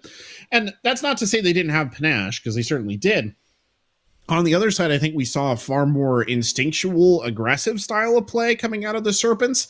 And King's Row is a map. It can really favor either of those styles of play, depending on how it goes. It is the most fundamental Overwatch map, right? This is the bog standard fundamental Overwatch map, but at the same point in time, there are moments where a little bit of aggression, a little bit of kind of intuition, instinct, whatever you want to call it, will make a huge difference here for attackers in particular. It's I would call explosiveness. Where you just get that beast mode moment and just go decimate a line. And I love the talk of instinct. I think that's such a cool concept of really reading in the moment and not so much playing cerebrally, which, I'm not saying that, the Serpents were playing dumb, but it's not so much about like, this is the order of operations and what I should do in this and if ands. It's that feeling it. It's that reading the moment. And I love that idea of instinct. And something that, served the Serpents fairly well. Looked really strong on Lighthouse. Looks like they are going to bring us out, just some traditional Cass and May here with a Reinhardt to lead it off. But look at this positioning from Lamb Sauce. I got to put a disclaimer out there. No. There is a prominent member of the community called Lame Sauce. So if I call Lamb Sauce, it is not at this. It is just my peanut brain confusing the two names. So just throwing that out there as a disclaimer before we get started. I actually heard you say it on the last map, and I had to check. I was like, oh, Lame Sauce plays for these guys? That's interesting. Yes, exactly. It's like, I recognize that name from way back. But anyway, low fives here on the Cassidy, trying to provide a little bit of backup, but Delco getting the early kill. That's not a good start here for the Tauros. And I can really see the instinctual play becoming even more powerful in this Brawl v Brawl matchup. Really reading the moment, an opening kill from Delco like that, and suddenly the Serpents can just tear you apart. A bit of back off here, actually, from the Tauros, but they'll re-engage. Now that they got their full set, this is what they were looking for here. Yep, nice May wall. Just kind of devalues the Ant Matrix for now, but Lamb Sauce is able to get one. Sean finds yet another, and the Tauros struggling to find any purchase. Once Maelstrom goes down, the rest just have to retreat. What? Oh. I got confused by the camera's perspective. I thought for a second the Serpents put up a Maywall on themselves. I was like, why would you? You had them on the run, boys. You didn't need to do that. They're like, hold up. And anyway, they're back at it again. Amplification Matrix in the mix this time, though, for the Tauros. That could be very big here at a distance.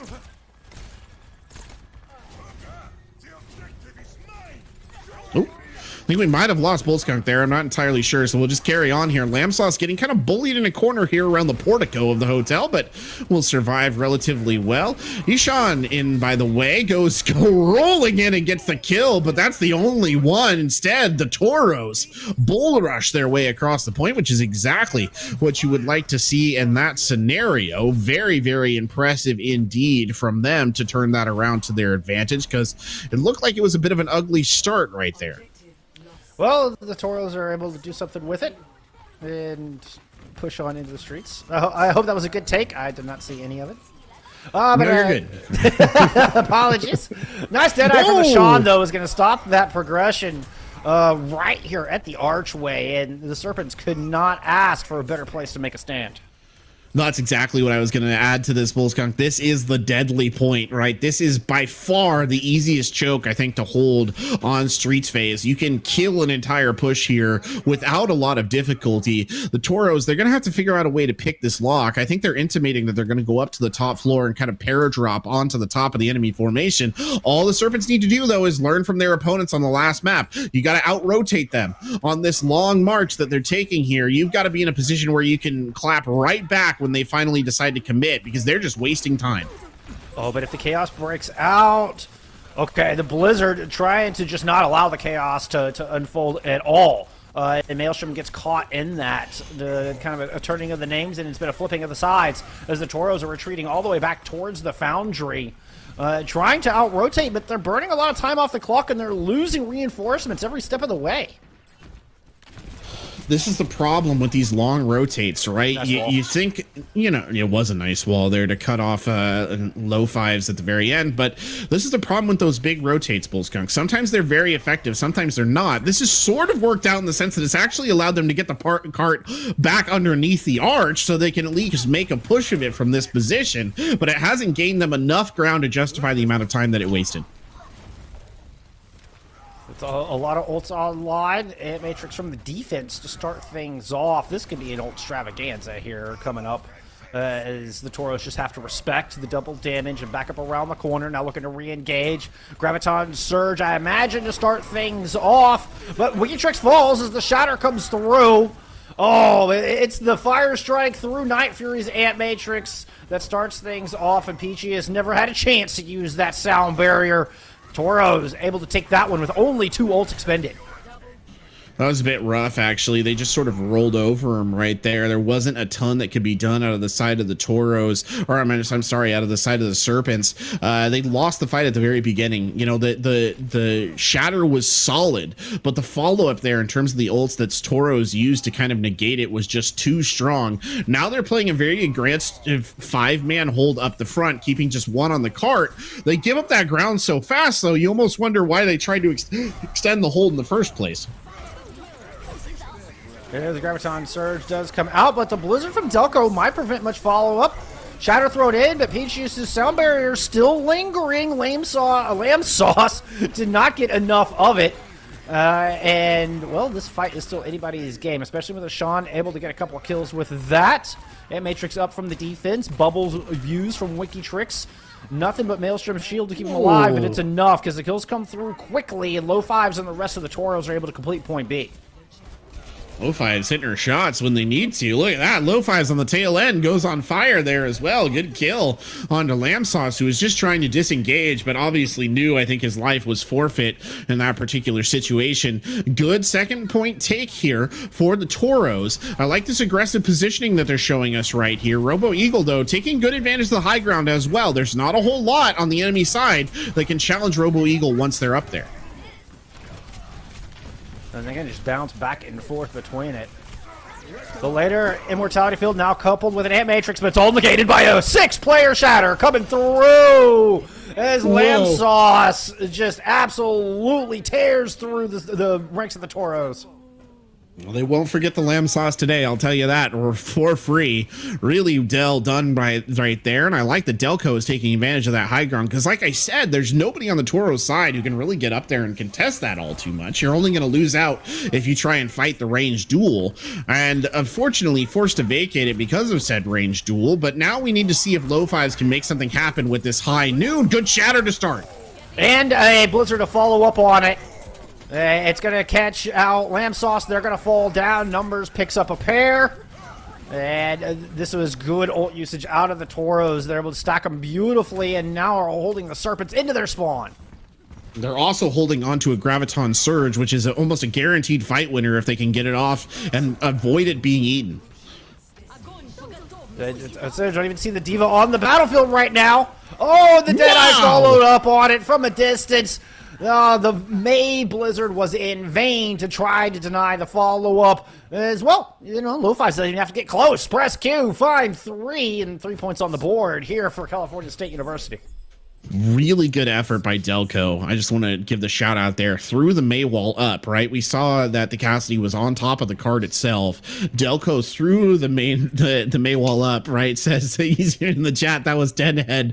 I think what happened, and I can't confirm it because we lost the angle on it just a little bit, but I'm pretty sure Lo-Fi just rolled around the outside of the wall, like the other side of the cart, and then they actually were looking still for McCree to take the shortest, Cassidy to take the shortest route on the left-hand left-hand side, popped up on the right-hand side instead, caught them all by surprise. So a really good play right there. I feel like I need like a, what is it, a telestrator or whatever, where they draw like the X's and O's. Yes. So I feel like the John Madden level like explanation of what happened right there, because it was really clever on the side of low fives. Like, it was really clever how they handled that. Totally caught the Serpents by surprise, which is why I think Delco said that it was a 10-head play. That's it. We want the ability to draw on our screens like that. Let's just make that a reality. I don't know. That could get dangerous. That could get dangerous. It could. Yeah, maybe they'll start it off in Overwatch League and trickle it down just to make sure it's safe. Oh, well, speaking of dangerous, we're getting Toros back in on this brawl composition to try to hold. Not a whole lot of changes. Wikitrix sticking with the Zarya versus Robo Eagle sticking with the Diva. Yeah, Robo Eagle unfortunately hasn't been able to eat a lot of the ults that have been coming out from the other side, and I think that's been a big part of what's been happening. But look at this rush down that we're seeing coming out of the Serpents. Really fast. Not a whole lot of kills on the back of it just yet. Have forced Toros on the backside of Hotel. Maywall out, tried to separate, but Lamb Sauce was on top of it, able to fall back on safe side. Now the Toros are kind of forced to poke into Hotel because resources are running thin. Caught on the wrong side of the tracks. Maelstrom, and they are going to fall. And this is a very quick pickup here for the Serpents. Took them just over 60 seconds to move in, force the Toros off, and get all three ticks picked up. Couldn't think of the word there. I'll be honest, and this is how I know I haven't played Overwatch in a while, because I know that there's a good answer to what I keep thinking every time I see a Hanzo played, but I'm kind of just like, why wouldn't, on these close maps, why not Junkrat? Like, Junkrat is so good for close-in damage, and I know he's not the ideal choice, but could you imagine how much a Junkrat would shred some of these formations? Anyway, the amplification matrix out right here. The storm arrow through the amplification matrix is something to be reckoned with. But again, the Junkrat can curve shots around corners too. I'm just gonna throw that out there. Hey, look at this though. Storm arrows can bounce around corners now. It's the high flying graviton surge that comes in. Immortality field up. Ashawn, don't think got caught in that, or somehow was outside the LOS. And the Toros are able to capitalize and make a stand here at the bookstore. Yeah, this is obviously the archway, I think, is the place where you want to get the majority of the holds, but the bookstore is probably the second, most brutal part of this second stage. I will just add, I totally forgot that they changed it so storm arrows do bounce now for whatever reason. That's scary. I think I stopped playing the game for a while, so I think I've missed some of these horrible additions, but hopefully the members of the Serpents haven't missed the fact that the Toros have 4 ults online here in this next fight. Numbers, I think, has the most impactful one as far as putting the hurt down and taking this back. Shatter coming out from Lamb Sauce. Gets nothing. Deadeye from the back as Peachiest falls under that one. And the Toros kind of baited the Serpents in. They used an Ant Matrix early and then all back up. And then once the Serpents turned the corner, the flurry of blows came out from the Toros. Been studying their ancient Parthian military tactics right there. They feigned the retreat. Drew the Serpents in, I should say, and then unleashed hell when they got into the appropriate location. A good parting shot. That's the origin of that term. He would be proud. And he was a top 500, so he knew what he was talking about. Oh, my goodness. Well, now there's some ults to work with here for the Serpents, as they're going to throw down their own Ant Matrix to start off this fight and put a wall up to try to prevent. But look at that Blizzard from Numbers. That means not only do the Toros not die, but they can stand their ground. Next attempt is Robo Eagle's self-destruct. This will force the Toros back, but they have a sound barrier to try to counteract, and Delco falls. 1-for-1 trade, both teams missing a DPS. Sound barrier out from the Serpents now to try to punch in. They need to get this kill on a Maelstrom. Maelstrom's still alive. Desperately needs some healing. Down sub 100 health as Sean throws the Blizzard in over the Foundry entrance. And that will finally be the death of the Toros as this cart sails in. And not even Wikitrix grab will be enough this time.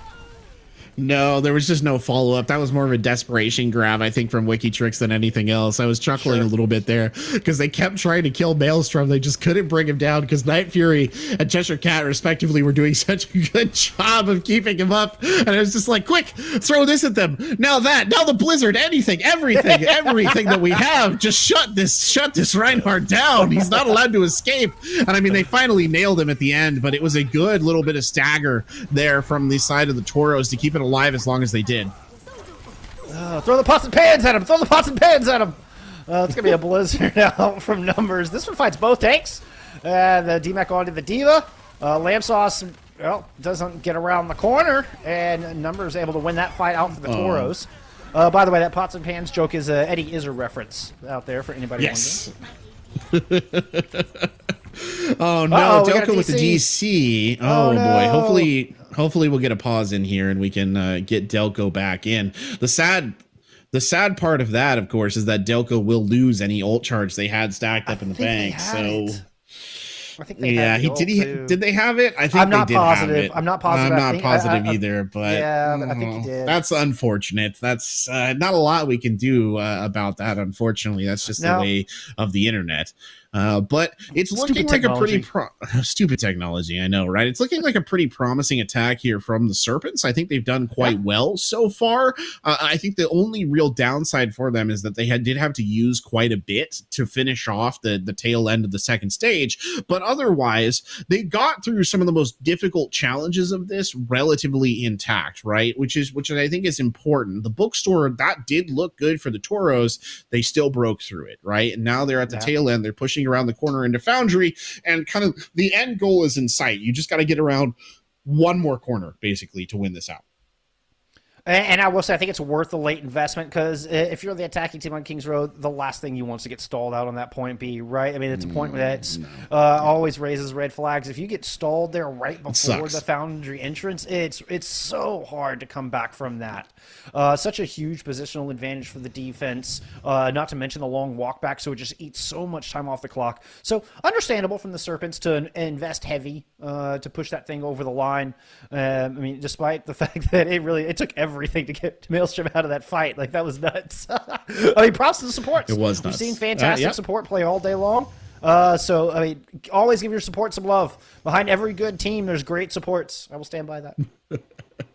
I mean, you're right. You're not wrong. It's just, it's often a position that it's easy to overlook, right? And even the supports that I think do get a lot of credit are the fraggy supports. You think people like your Kareeves, right, who are really good at killing things on Zenyatta, and that's where, to I think a certain extent, a lot of the credit comes from, right? Back in the day, at least. Fraggy doesn't play support.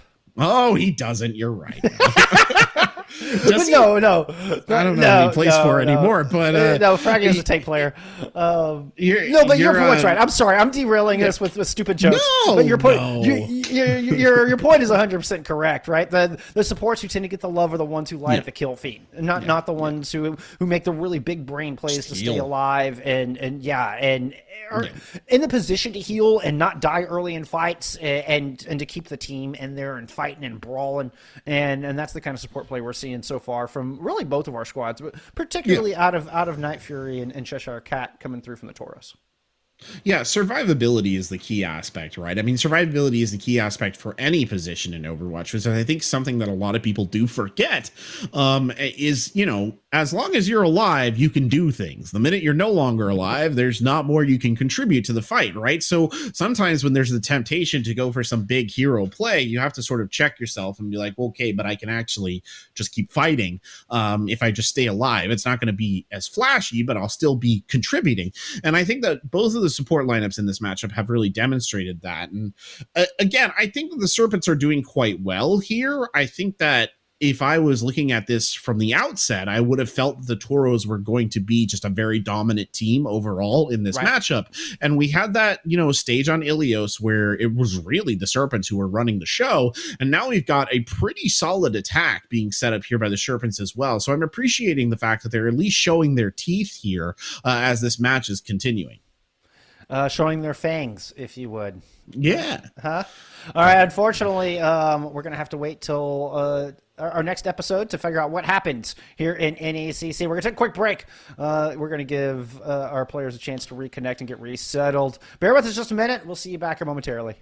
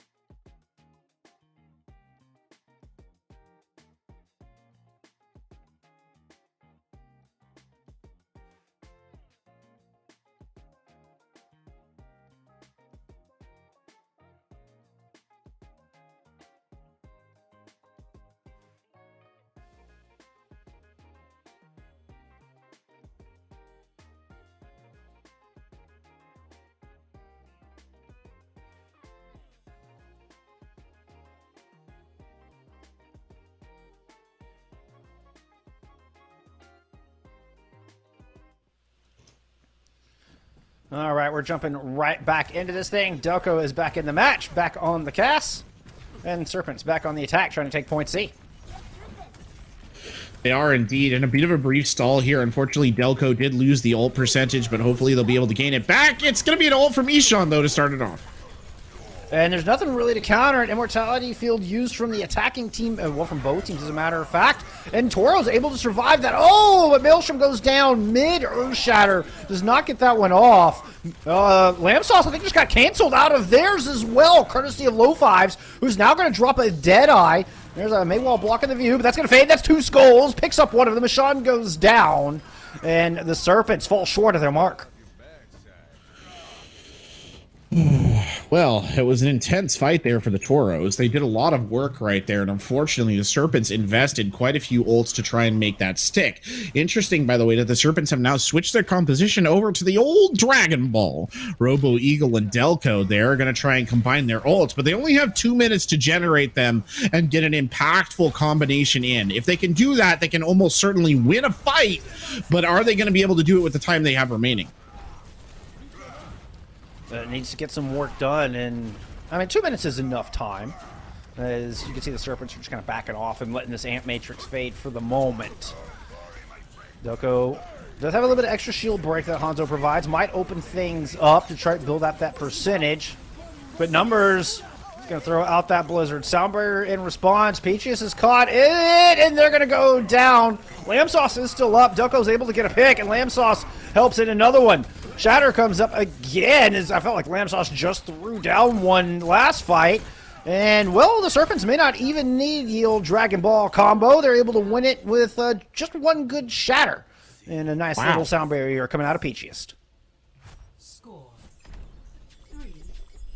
Yeah, that was really impressively done in the way that it was executed, because I really thought that they were going to have to build up to that Dragon Ball combo to get that traction. But no, like you said, one good Shatter Bull Skunk was all it took. And I mean, this is what we were talking about a little bit, I think, too, of the kind of the instinctive play, right? Sometimes, and this is really pertinent for main tank players, Reinhardt mains in particular, is you have to kind of have an instinctive awareness of when to use Shatter, right? When to apply it to get maximum value. And if you can do that, you can do a lot of damage, right? Interestingly, the Serpents finished with a bigger time bank than the Toros. So the Toros will have to start off on the attack here. So again, we get to see these brawls kind of run at each other. And this is a pure mirror comp right now. Like this is it.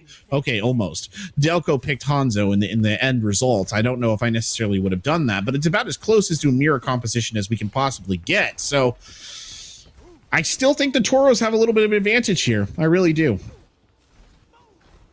I wonder if this is a comfort pick coming out of Delco. You know, a character it very well might be strong on. You know, they've had a lot of success with in the past. I mean, it could be something that simple, especially for a team who kind of tends to play by instinct. As at least from what we've been able to gather and speculate from what little we've seen them on stream. But it you know, it tracks. It seems in line. There's some logic there, I think. Yeah, there is some logic there. Maelstrom trying to get the early engage in, fires off that fire strike. Not a lot to it. The Maywall there kind of blocking it down. Lamb Sauce now trying to step up into the pipe themselves. Takes about a half a chunk of damage and backs off. Very aggressive. Yeah, I mean, you're stepping out from behind the safety, and that's the reason why that is probably a risky play, or is a very risky play. The wall comes through, and Lamb Sauce does go down. Bites off more than they can chew, stepping out from around the safety of that hotel. And a clear advantage exacerbated by this amplification matrix coming in from the Toros. They'll grab this first point. It's just a matter of how much time can the Serpents eat off the clock. Indeed, low fives there, you know, kind of contributing at the tail end, but really, you know, it was the support lineup again, providing the sustain, even providing a little bit of damage there in the form of Night Fear at the tail end to do the heavy lifting. But that's them through to the second stage. Now, this is things where things usually get extra ultra tricky in overtime, because you really have to get underneath that arch, and I don't think the Serpents are going to really give them the opportunity to do that. Dragon Strike ready. Still 31%, make that 28% for Robo Eagle and this Graviton Surge. That could be the kill switch right there. And Matrix is going to further prevent Toros from moving through. Shatter comes out, but it's going to get denied by the Dragons coming on the other side. Wikitrix is pushing in, able to pick up one. Was surrounded by the Serpents and still finds value. Pair of kills, as a matter of fact. Blizzard going to make life very difficult, though. And Maelstrom was desperately trying to keep toes on the cart. But Sean's Blizzard was just too big a deficit for them to overcome. Really well-timed Blizzard there from Ishan. Again, it was the kind of situation where I was distinctly looking for the usage of the Dragon Ball to win it out. That's definitely, I think, what the Serpents were thinking too, right? Okay, grab Dragon, clear the point, that's it, GG. You know, that's their overtime push over. But instead, it was Ishan with the Blizzard who was really the decision maker in that situation. And sometimes Blizzards just hit like that. And I think one of the problems that the Toros are having is they're sort of struggling to really, I think, predict necessarily when these ults are going to come out full force like that. Cheshire Cat was 96% to sound barrier. I mean, if she had gotten 4% more, that could have been a different story altogether, because Maelstrom would have probably survived on the cart.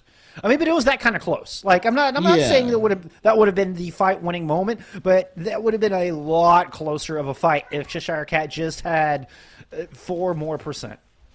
We're just beginning to see a bit of a pattern emerge here, I think, at the tail end of some of these engagements on King's Row, where the Toros are doing pretty well in the team fight, and then just, you know, one ult, right, is all it takes. And to me, that sounds like an ult tracking issue if I was looking at this from an analytic perspective, is that you're not necessarily anticipating those ults coming out. Maelstrom, by the way, speaking of ults, trying to get a leg up on the competition there with the Fire Strike. It does not manifest itself, and it will be a brawl on the point here for the defenders. I think, just to further your previous point, it's also indicative of this instinctual play as Delco rains just a flurry of arrows right into the dome, and yeah, that's done and dusted. This is not only point A, this should be the map, particularly with some late kills coming through. Any kills after this capture are going to be spawning in the Foundry, but Serpents have the room to move up and just hold. The fact that they've held back is actually a little bit surprising, because they have theoretically given the Toros a chance to regroup, especially with that wall they've trapped Lamb Sauce on the other side. Wow. Huge play. Yeah, definitely a bit of a misplay, miscalculation coming out of the Serpents. They needed to get aggressive. They needed to pursue those exit picks, not allow Toros to regroup. They might have just given up this map, as the Toros now just need to hold for one more fight. And they'll have an Ant Matrix to work with. It's going to be pretty even as far as that's concerned. Maywall up, coming through from Ishan. Ant Matrix out from Night Fury. Is going to block off this corner and force the Serpents back. 3 seconds on the clock. Somebody has to be on this cart.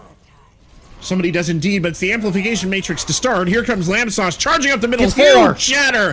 That's exactly what they needed, but no, they can't secure any kills off the back of it. The Maywall is here. It's divided them.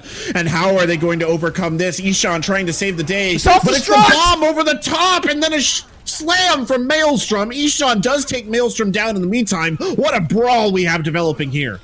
The sound barrier from Cheshire Cat was there this time, and it means it's not there for the Graviton Surge. Is there enough follow-up? Robo Eagle glowing like a Christmas tree, putting out 190 DPS and trying to melt through what remains of the Toros defense. Reinforcements starting to show up, and the Serpents have victory within their grasp. Indeed, they shall claim King's Row. They have tied up this series by the skin of their teeth. Woo! What an ending to that one. Just the Serpents so close to bottling that, as you quite rightly pointed out, by just letting their enemies have the regroup. And then they turned around, and well, it's exactly what you saw right there. A big old Lamb Sauce shatter, much akin to that, was what guaranteed them the victory right there. And Lamb Sauce, again, continues to help win these out with those big shatters throughout these matches. But, whoa, that was close, Bullskunk. That was about as close as you ever wanted to get there. If you're the side that walks away with the W, you're looking at razor thin margins. 1 or 2 kills there would have made all the difference. Yeah, that was absolutely a razor thin margin. Oh my goodness! I mean, Robo Eagle managed to stay alive. Some good positioning around the cart. And not trying to press out too far around that corner. Just that little bit of decision making was enough. That was the difference. That tilted that knife into the favor of Serpents, and sticking around fully charged, able to burn down what remained of the defense. That one was close, but hey, at the end of the day, we're tied. We are tied. We are tied 1-1 here, so that means we will see Numbani at the very least. That's going to be a map that will come up here. And, I think I said it on the last map, too. If you had asked me at the beginning of this, I would have said that Toro was going to be the dominant team. The Toros were going to walk through this. I don't think we can confidently say that anymore, mostly because they keep getting caught out by those ults that I was mentioning. I don't know what the issue is. I don't know how they need to fix this, but something has to be done, because you can't be losing fights to one Blizzard. You can't be losing fights to one Shatter. Obviously you can, right? You can lose fights to one Blizzard and one Shatter, it's definitely possible. But you shouldn't be losing fights to one Blizzard and one Shatter. You should be forcing your opponents to use their ults in combo to execute these things. So there's a problem in the pipeline somewhere right there, and they just need to unwork that kink if they want to win this out tonight. Definitely still time to do it. Heading into our escort map of the night, we will be going to Route 66 next. Last time we saw UBC on stream, they played Route 66. That was way back in week number 5, Corback. And we saw, really much of the same. A lot of Ryan Diva. We saw a little bit of Winston Diva in that one as well. But it's It's one that they weren't able to win that day. So, I mean, hopefully they'll be able to come back on Route 66 and maybe they've put up some practice on this one. They very well might have put up some practice on this. And, I think one of the other breakdown points there for the Toros was those fundamentals that we were talking about, the coordination that we were sort of hyping up. It wasn't as clean on that King Zero map. And I don't know necessarily what that originated from either, but I think the thing that was most telling about that was the May walls. Not all the May walls were super good. Some of those May walls, especially the early May walls, the early engagements on the first point in particular, the May walls coming from the side of Toros were not doing it. They weren't what you needed. They were more of an obstacle rather than an essential split. Now that got better. There were points where May walls were absolutely critical, as we saw at the very tail end of it in overtime. That May wall was perfect to initiate that kind of counterattack that they showed. But it's you got to get those fundamentals back online. That's the other thing that has to come back online. And I think if you're UBCO, you just try and drive the stake home at this point. You got to get another map win in here. If you get another map win in here, I think you might be able to push this one through to an actual W. And I mean, this explosive instinctual play, as we've been labeling it. I mean, one out on a map that I think we both agree tends to be very fundamentals based, but it's thrown the Toros for a bit of a loop. And I agree wholeheartedly. They didn't look nearly as grounded, nearly as confident in that fundamental play. It seemed to be slowly falling apart. Like there's little pieces of strands now sticking off, and the Serpents just need to grab one of those strands and pull, and the whole thing will unwind. Yes, it's entirely possible, but sometimes you tug at those loose threads, Bull Skunk, and they're really, really hard to pull out. It does happen, and you're like, oh, I'll just pull this out, and then more and more thread comes out, and then suddenly it's jammed, and suddenly you're rummaging for a pair of scissors. You've never found it, so you know exactly what I'm talking about. So we'll see if that's what kind of comes to fruition here on the side of the Serpents. This is a weird setup, so I'm going to assume that there's going to be a switch here for KO. Is probably not going to be playing Roadhog with a Winston.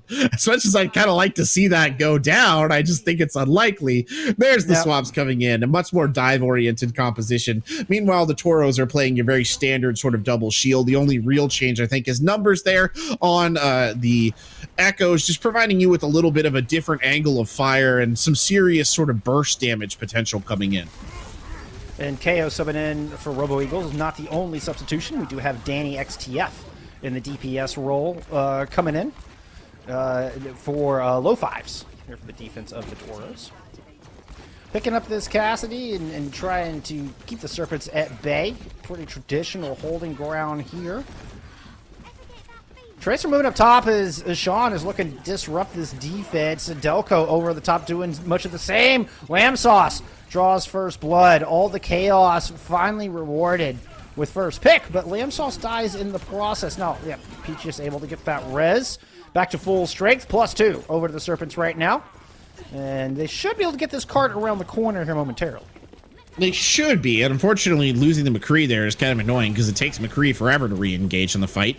But this aerial duel is not really in favor of numbers because they don't have the support that is available on the other side. For Delco, Pulse Bomb goes out, finds nothing. Did get the Immortality Field out from Night Fury, though she does have the Amplification Matrix ready to go. Numbers able to win that duel. No chance to res that one, especially not if Numbers has as you burn down, as you in their sights. Lamsaw striking back, though, because Toros dropped down off their high ground perch and found themselves vulnerable. Numbers able to cover that deficit, picking up their third kill of this fight. Maelstrom's going to throw down the War Drums. Hopefully the Supercharger will be enough to stabilize and put a stop to the Serpent's push. I think it was enough. I don't think they necessarily wanted to use the beatdown bongos there, but I think Maelstrom didn't have much of a choice. It was a good play, honestly, from the Orisa backing up into coverage right there. And the Serpents missed a trick. They weren't pushing the cart forward that entire time when they could have been just making up ground. They were all off, kind of attacking. So a little bit of a misplay right there. It's not huge, but it is interesting to note from a coordination point. especially considering how close they got it. Now they have to fight to regain this position, and they're running into a gravitic flux that Lamb Sauce does not survive. KO is demeched as well, so no more tanks left on the battlefield for the Serpents. And here comes Numbers just pursuing this advantage. Nice hold! Oh, the Ana throws the bio nade. Micah's able to get out alive. Ooh, Micah's been getting peeled for it tonight. I tell you what, that's the second time Micah has had a very close brush with death, only for their teammates to step up in a big way. Last time it was KO who came sailing in to save the day. That time it was a good play from Delco right there to sort of force the attack back. But let's reset the lines, and they'll be able to set their defense up on top of the gas station almost as if it had never been broken to begin with. Give me the nanoboost to start things off.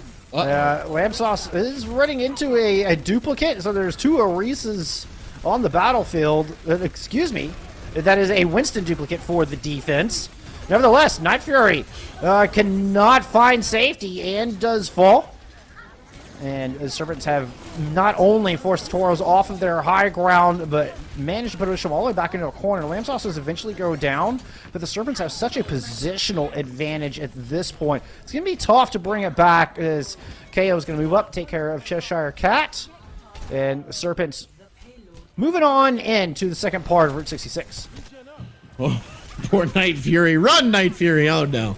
All right, no. Surrender to the inevitable, Night Fury. It doesn't sound as good, really, when you say it. That would have been a very depressing line in Forrest Gump. But anyway, it would have changed the tone of that scene, let me tell you. Anyway, you'll see Serpents come charging forward right there. I feel like that's an excellent old people joke, Bullskunk. Every Gen Zer in the chat is like, what the hell is Forrest Gump? But here comes the re-engagement, and you got to be asking, what the hell is Ishan going to be able to do from this back position? He just needs to pulse bomb. Could do some serious damage here if they're not careful. That'll do it. Finds that kill on Cheshire Cat, but Micah goes down on the other side. So, all right, Rez is there. Something Peach is just right out in the open, able to get that Rez. That was bold, and it works for him. Michonne's pulse bomb goes wide. Wikitrix comes up with a pair. Wikitrix is just dominating this high ground, and Serpents struggling to find any way of breaking through this as yet. I mean, this was kind of how it was, though, on the first point as well, as we see Wikitrix, bit off more than they can chew and lose the mech. That is a bad, bad thing to do in the regrouping phase here. They will suffer for that. And Serpent's trying to push forward. Maelstrom falls as well, so tank's absent, and Cheshire Cat chooses to go ahead and pop that Transcendence anyway. Toro's trying to buy time for those tanks to show back up, but Micah throws down the nano. Lamb Sauce goes in, and there's nothing but squishies waiting for the Angry Monkey. Delco with the assist comes through with the final blow. Numbers! Oh my goodness, Numbers has, 5 health left when they get that kill on the Lamb Sauce. That might just be it, because guess what? The tanks have shown back up here. Ant Matrix is on the ground, and suddenly the Toros are right back on top. Well, we did say instinctual plays are not always ideal, and that's a very good example. Target focus there. No! Ishan with the save. A big stick isn't enough, though, because Danny is uncontested on the high ground right now, just fighting this one out, and there's some support there in the form of the tanks. Lamb Sauce tried to whittle through that support. Wow. And there you go. KO gets one with self-destruct and manages to squish Maelstrom under the weight of that giant mech. So despite the best efforts of the defense, Serpents should be able to push this thing home, although I feel like a little bit of deja vu. I feel like I've said that before, quarterback. This time it actually does come true. Yeah. The Serpents are, it's by the hair of their chinny chins at this point in time, if I'm being honest. Every single time, too. Yeah, they're not really doing themselves favors at various points in time here. What is going on with this tail end of this fight? Boys, you've already lost it, gang. Back up, reset. Boys and girls, you need to refocus on another part of the map. The Toros eventually will circle back around, but look at this. They gave up all that space, and now Lamb Sauce has got eyes on the supports and just keeping them in check. Numbers is way deep in enemy territory. With the dupe Winston, I mean, there's a lot of spare health to go around, so able to get out with no worse for wear, back at full life. Wikitrix throwing in self-destruct as Maelstrom is going to invest in the primal rage of their own. 2-piece for Wiki is a nice start here for the defense. Maelstrom is going to find one support, looking for 2. Pounces onto the Ana, and the tank's cleaning up.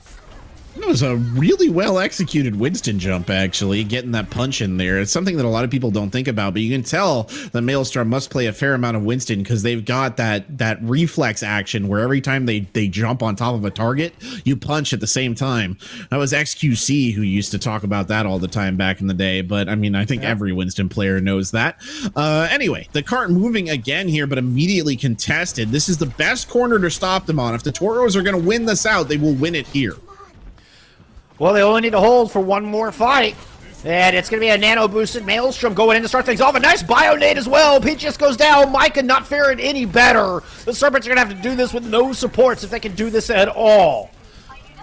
They did get a kill on a Night Fury. And Cheshire Cat is gone. So now the support's missing from the defense of the Toros. But I fear the Serpents have already lost too many. Lamb Sauce is able to get Danny.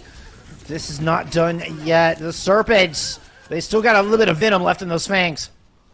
They certainly do. Lamb Sauce, I think, was the one who was making a big difference right there, but I can't take away from Ishan actually hitting the stick on the Night Fury, I believe, earlier on in that fight, and thus depriving them of the Ana heals at a critical moment. And now look at this. This card is rushing forward, and they've got the Nano Boost now.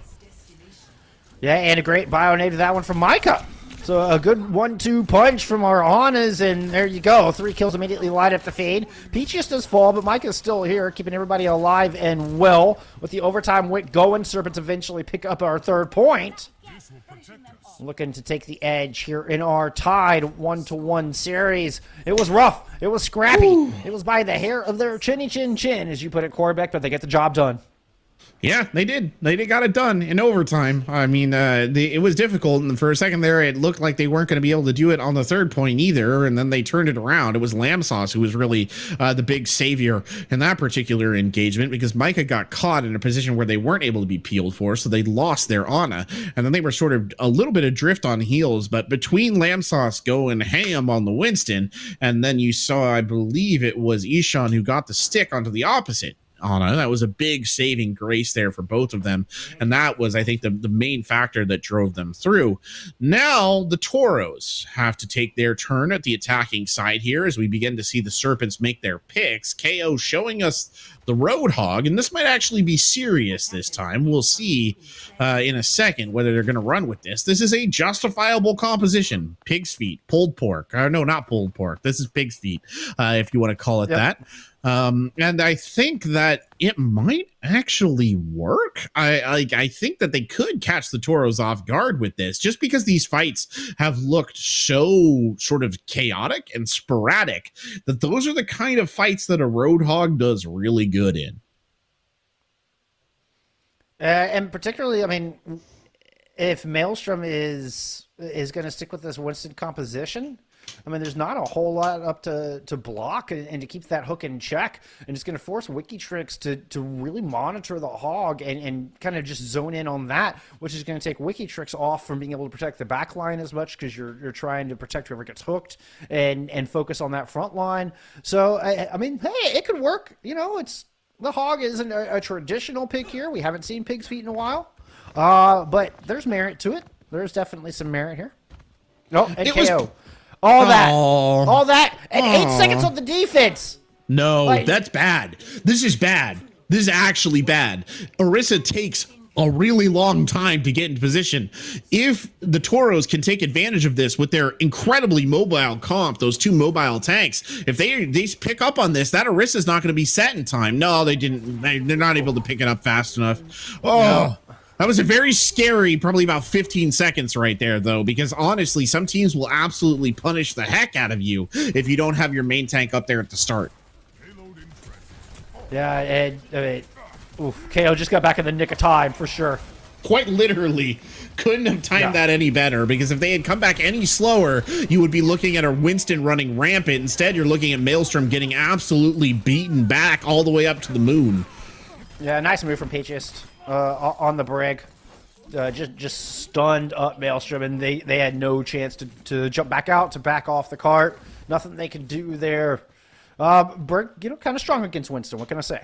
What can you say? It's almost like they designed her specifically to counter dive compositions just like that, which is maybe a little too strong according to maybe a lot of people in the community. Yeah, it is what it is at this stage.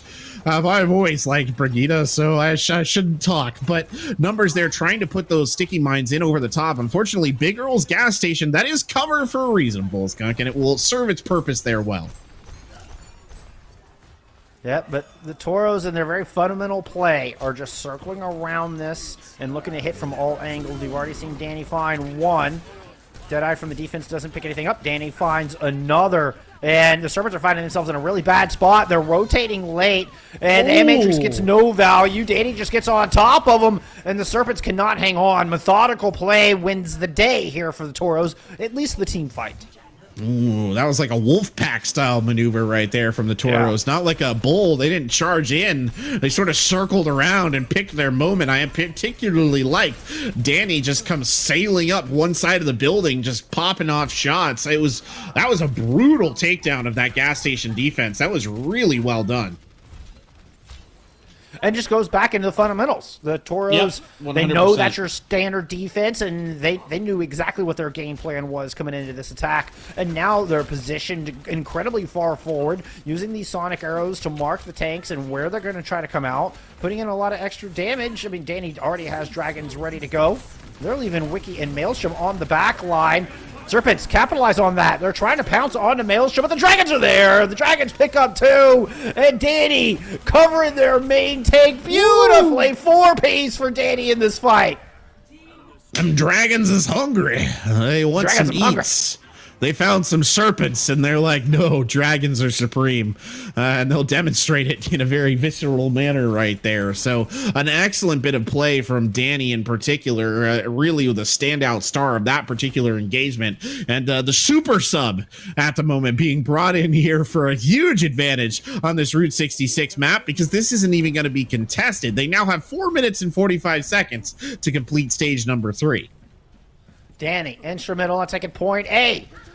Instrumental on taking point B.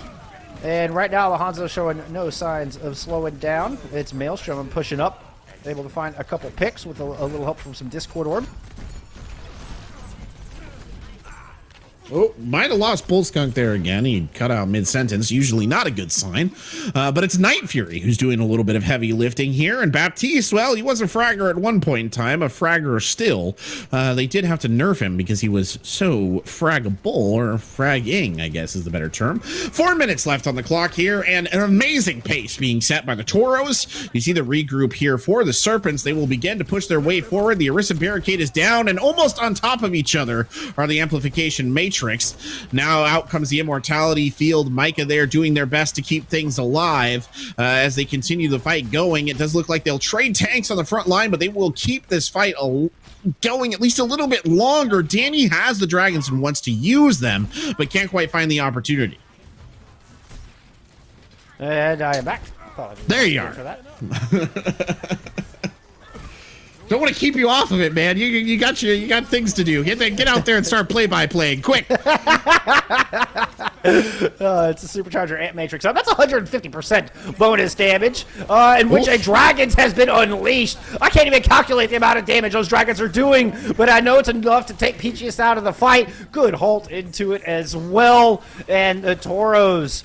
Well, they're going to start this point with a massive time bank. Looks like they're going to finish it with a very, very healthy time bank. Of course, this is escort, so everybody will get a chance to attack, but it does mean a minute will be tapped on top of the already 3-minute healthy bank here for the Toros. A healthy bank for the Toros, a healthy ending there for the poor members of the Serpents, because really the Toros on that third stage, that was brutal. There was no hesitation. Anything that the Serpents kind of threw in that general direction, the Toros just slapped that down. Did the Dikembe Mutombo like no gesture. Nothing was getting by him in that particular run. So unfortunate there for the Serpents. And it's kind of in keeping, I think, with a lot of the sort of strange ebb and flow of this match. I mean, we see the Serpents really having these high points, right, where they're sort of surging out, and we've been attributing it to more instinctual play or what have you. And then all of a sudden, when the Toros kind of look like they're down, right, and they're getting sort of beaten up a little bit. I mean, you think of Maelstrom's initial engagement right there, Bull Skunk, getting absolutely demolished at the start of this map. All of a sudden, the Toros are just running through. They are imitating their namesake and bull rushing the third stage. Hey, solid fundamentals. That's all. It comes back to solid fundamentals. I don't know. I'm sorry. Now I'm just going to pause just to make you sweat. I'm kidding. I'll do that to you. They have to listen to me, Bullskunk. Do it for the audience, please. Spare them. They know not what they do. Anyway, no. It's kind of out of the frying pan into the fryer, but that's a story for another day. But it has been interesting to see to read the ebb and flows of this match, and it's making it really hard to kind of adequately judge what's going to happen right here. I think it's entirely possible we might see another 5 mapper here tonight. That's just my kind of gut instinct going into this overtime. It wouldn't hurt my feelings. The more Overwatch, the better. That's especially when you have 2 contested teams here in the Champions Division. I would have it no other way. Now, Toros hoping that their huge advantage of the time bank should be enough to take this one, but you got to stop these DPS duo. Delco and Ashawn move in and just assassinate your back line. Ninjas coming through. And still keeping it alive as they've managed to find the DPS now, despite losing some numbers. No pun intended on that. Vicky-Trix? Oh, wow, what a comeback. You're kidding me, Vicky-Trix is able to bring this back. Are you kidding me? That is unbelievable. That should not happen. No, but Vicky-Trix is about to die. Oh, for all their heroic efforts, it will not avail them in the end. What? Though they have bought time for the team to get back into this. Vicky-Trix got a little bold. I mean, was doing really good. It was really doing really good, and then jumped out away from the rest of the team, who were reinforcing the top of Big Earl, still currently up there with 5, holding on for right now. Oh, nice move. Sean tried to go around back to look for that pulse bomb, and Maelstrom and Cheshire Cat just shut it down immediately. That was the opening the Serpents were looking for, and the Toros just slammed that door shut. Ooh, they did, man. They slammed that door shut with force. Their parents are going to come and take that door off its hinges if they're not careful. That was rough there for the Serpents. And honestly, the person you have to thank, it's Vicky-Trix. We haven't said a ton about Vicky-Trix. They've been, I would say, adequate. Let's say adequate in that off-tank role, but they really stepped up bigly right there. The part that I think really clued me into how Vicky-Trix was going to maybe wrench that back around was they had Peachiest in their sights, and they had other targets in the area, but my God, that was a target lock on that support. They knew that they had to kill that Mercy. They had to shut the Mercy down. If you can shut the Mercy down, there will be no res. There will be no more healing. You can get back to killing the other members of the team, and that's exactly what they did. So very good heads-up play there from Vicky-Trix to wrench that one back around because it wasn't looking particularly good. Serpent's coming out with an interesting look here on the defense. That is an interesting look. Can't trust him. Yeah, I know, right? 7 seconds left on the defense, and we'll get swaps. But, now, I've seen this. Yeah, Roadhog suddenly shows up. I've seen this Symmetra teleporter used to great effect in contenders on this map, but it was not used like this. This is a close hold with the teleporter going up to the high ground to try to use it as an escape mechanism once the Toros pounce. Yeah, that's what they're going to try and do. Unfortunately, well, the Toros pounce, and it's a pounce and a half here because you've already lost Ishan, you lost Lamb Sauce at the start. Everybody back to the spawn room and reconsider what just happened. Hopefully you can reset a defense on top of Big Earls without too much loss, but that's going to be a challenge and a half. Yeah, this is already dire. Serpents have already put themselves in a really bad spot because the Toros are going to claim so much map space here, Corbeck. This is going to be so hard for them to run back into. It's a really poor decision. Sometimes, that works. Sometimes you get the bar. Sometimes the bar gets you. And in that time, the bar won quite effectively, I think, on that one. Yeah, this is All right, well, good speed in. The Serpents doing the best decision they could in the moment. Let's try to rush down the more vulnerable backline and use the speed of that Lucio to their advantage. Unfortunately, Danny and Night Fury have had other plans. Night Fury has been spectacular on this back tease. We were talking about supports light at the kill feed. Night Fury's been doing it in spades. She's been absolutely awesome. Coupled with Danny, who just unleashed the dragons right over the objective, does fall, but has managed to force the Serpents back into the Big Earls, and Numbers and the rest of the Toros able to clean up from there. Calculated, methodical, fundamentally sound. Your Toros go up 2-1. An interesting end to that match. I mean, we talk about the gamble that was taken right there. I don't know that it was the best call, but I understand why the Serpents did it. I think when you look at that big of a time bank, you kind of think to yourself, well, they're going to take that ground anyway, right? So why not try and get that early advantage? By the way, this is Danny's amazingly spectacular clip it moment here where he just annihilates the majority of the enemy team.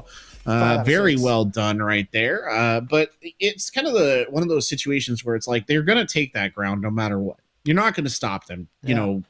If you let them have it, they're going to take it anyway. It just the problem was it wasn't very well executed. That was just like the problem. And again, it kind of speaks to the tenor of this match because we've seen some brilliantly executed stuff coming from both teams, and then we've seen some really poorly executed stuff coming from both teams, and there doesn't seem to be like much rhyme or reason as to what we're gonna see at any given moment. One day it's 100% to 0 Ilios, the next it's like, you know, trying to do a early hold on Route 66 and it goes nowhere. So this is a strange one. This is a strange matchup. I kind of like it. It's a weird one. It's a weird one, and it just plays into the Serpents in that instinctual kind of play. Like, it fits their personality. I mean, I'll give them credit. They've got personality. They've got identity. They've got some style. Now let's see if they can get some dubs. I think we are going to take a quick little break, so you're going to have to bear with us a couple minutes before we find out. When we come back, we're headed to Bonnie. We'll see you in a minute.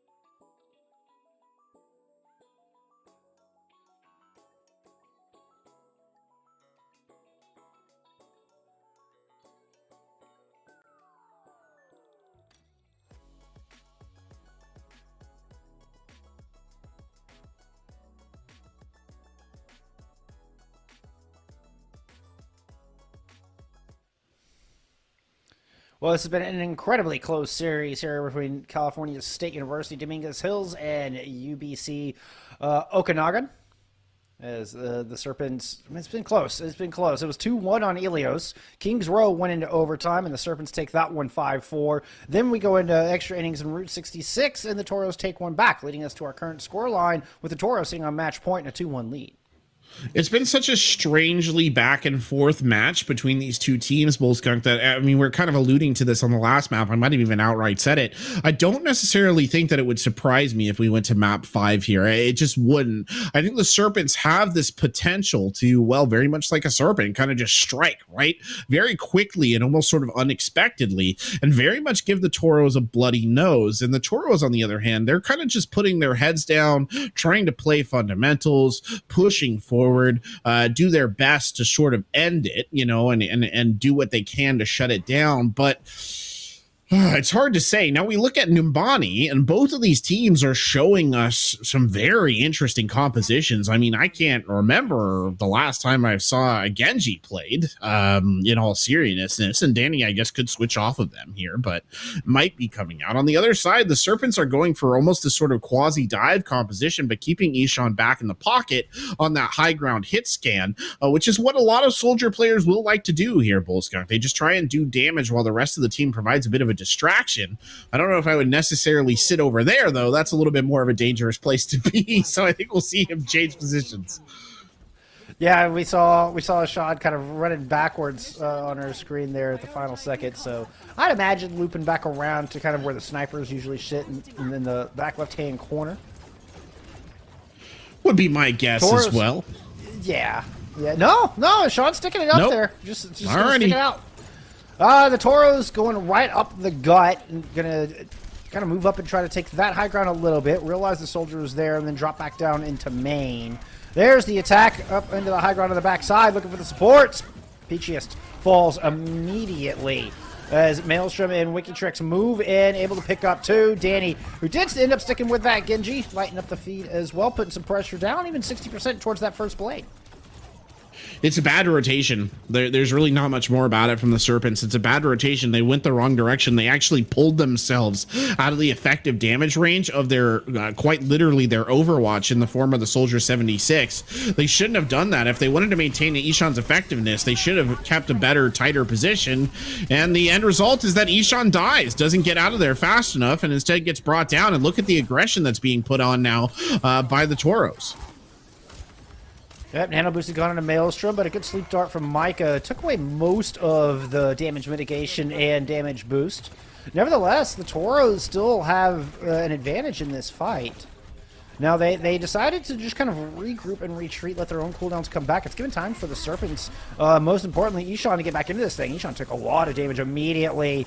But Lamb Sauce now the one with the nano. The gauge comes through. Cheshire Cat falls. Lamb Sauce caught themselves in a little bit of a weird position, but has the primal rage to use to get out of it. Looking to punish the supports. It does. It ends up punching Night Fury into a wall. Both supports have fallen. Nice kill on a Maelstrom to follow it up. MSauce playing really well again. We've kind of come to expect this from them on this Winston. They're trying to hold this bridge position, but they did actually give up quite a bit of ground. So these two tanks are a little overextended right now. They have to hope that Delco in particular can really back them up here with some serious damage, or they really risk being cut off and gunned down. And look, that's exactly kind of what happens right there. Lamsauce has to run away. They don't have much of a choice. Sean does have the Tactilizer from the high ground. Oh, and Night Fury can't get around the corner. Toros were wanting to initiate with that nano boost. Now just going to either have to play the neutral or try to get out. Unfortunately, Wikitrix cannot do the latter. No, they can't. KO there, helping shut it all down at the tail end by covering Wikitrix down. Danny got melted there too. That said, though, I mean, take a look at the ult bank here for the Toros. 5 ults in their bank. Every single one of them incredibly impactful. Watch this next fight go. This is going to be something. It's going to be a duplicate from Delco. Try to take the initiation, trying to set the pace here, not allow the Toros to use the ult as they want, but Maelstrom's already in the back line with the Primal Rage, and Micah is gone. Primary source of healing off the battlefield. Peachiest falls as well. Maelstrom's able to find both supports, and the Toros are going to get this done and only have to spin 3. I'm not even sure you needed that rally. You didn't need the rally. No, the rally was icing on the cake. KO trying to turn it back around, but it does feel like a too little too late sort of situation right there from the Diva. Though you can't blame them for trying at the tail end. But yeah, I think they could have held on to the rally right there, all things considered. They're going to lose that armor probably before the next engagement. They still have the Genji Blade. They still have the Nano Blade. Most importantly, that's going to be the play here for Danny to just try and win this fight. There it is. The katana is unsheathed. And Micah immediately goes down, cut down at a heat. Peachiest right there with it. Is Wikitrix moved in with Danny, and Wiki is able to find the third in this fight. A beautifully executed dive, and the Toros, well, the fundamentals ringing true for them right now. That was picture perfect. I'm actually surprised Ishan didn't switch. Ishan ran in there with the tack visor after Danny started, carving up the team. I thought that was a sort of suicide play just to use the tack visor, maybe try and get a kill, slow it down as much as possible. But Ishan appears to be sticking this. And look at the aggression on the front line here. It might have actually caused some problems because Maelstrom is dead, and here comes Lamb Sauce on the other side. Yeah, that was a bit ambitious out of Maelstrom. And without that main tank, it's freed things up for the Serpents to come in and reclaim this corner. They're going to do just that. Danny dashed in, but you can't deflect that Tesla cannon there, Danny. Danny had to just back right on out, but Maelstrom returns to the fight only to get killed immediately for the second time in a row. Bug zapper right there on Numbers. Just kind of pointed it up in the air and hoped that it hit. That was just really funny to watch. This is a strange sort of way. I think I sound a little demented. It might be because I've been casting for like 6 hours at this point in time, but whatever. It was funny, okay? Wikitrix here trying to keep it all in perspective. Takes Ishan down, and look at this pressure. Another Nano Blade. Into the back. The Bionade is out, and the Primal Rage is keeping Danny from really getting anything done. Nice. Well done. The giant Hamhawk fists are stronger than the blade, apparently. Never mind a pin. All you need is an angry scientist. Speaking of, Maelstrom was able to find both supports. Can they overcome this deficit? It should be enough to at least buy some space. Really nice Primal Rage from both sides, from both of our teams here right now. Yeah, we saw great Primal Rages from both of them. Numbers immediately jumping in, trying to get the most out of this Echo, trying to get a Primal Rage of their own. There it is. Only 2 seconds, though, for the Angry Monkey mode, so they will back off. Ishan has a tack visor in the pocket here to use as well. Never mind. Oh, don't even get a chance to use it. Just our cat armored up, I think, dissuaded the pressing of the kill. And in that moment of hesitation, the pounce comes through. Duplicate in from the defending team, and now there's 2 Winstons for the Toros to worry about, but doesn't seem to be causing much worry at all. As one by one, the Toros are moving through and assassinating each target in their way. Wonderful focus fire, and we have come to expect no less out of this California State squad as they clean up any stragglers here, and only 0.2 meters to go before they push this thing all the way through. Tracer's gone. Winston's gone. Still time left in the bank here for the Toros.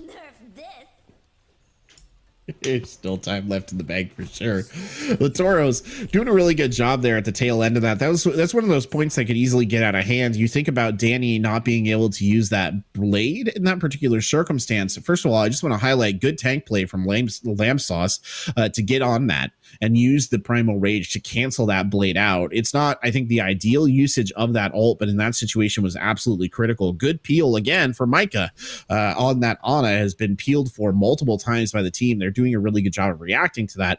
But the Toros, they also did a good job of reacting to that. We saw Maelstrom use a spectacular primal in response to what occurred there with that Dragon Blade, and that was what was able to dig the team out of the situation they had gotten into. So the Serpents on the attacking side now, I just don't know, Bullskunk, if I rate their chances. I genuinely don't. I think that the Toros are kind of making this a little bit easier on them, still playing. I don't think that Genji is that effective. Let me just put that out there. I think it's a bit of a missed potential. So I'm curious to see if the Serpents can capitalize that on that or not with their rush con. particularly with how impactful Danny was with the Hanzo. I mean, with the other Shibata brother, we saw Danny single-handedly taking points and winning team fights. And the one blade was good, kind of in that middle of point B. Like, that got some value. But even in the mid-fight, you know, Genji just doesn't have the same DPS output that that their brother does in the canon.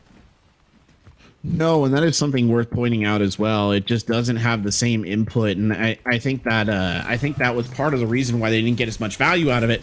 This brawl has to close though, and I think that's going to be the hard part, and that is not a good start either.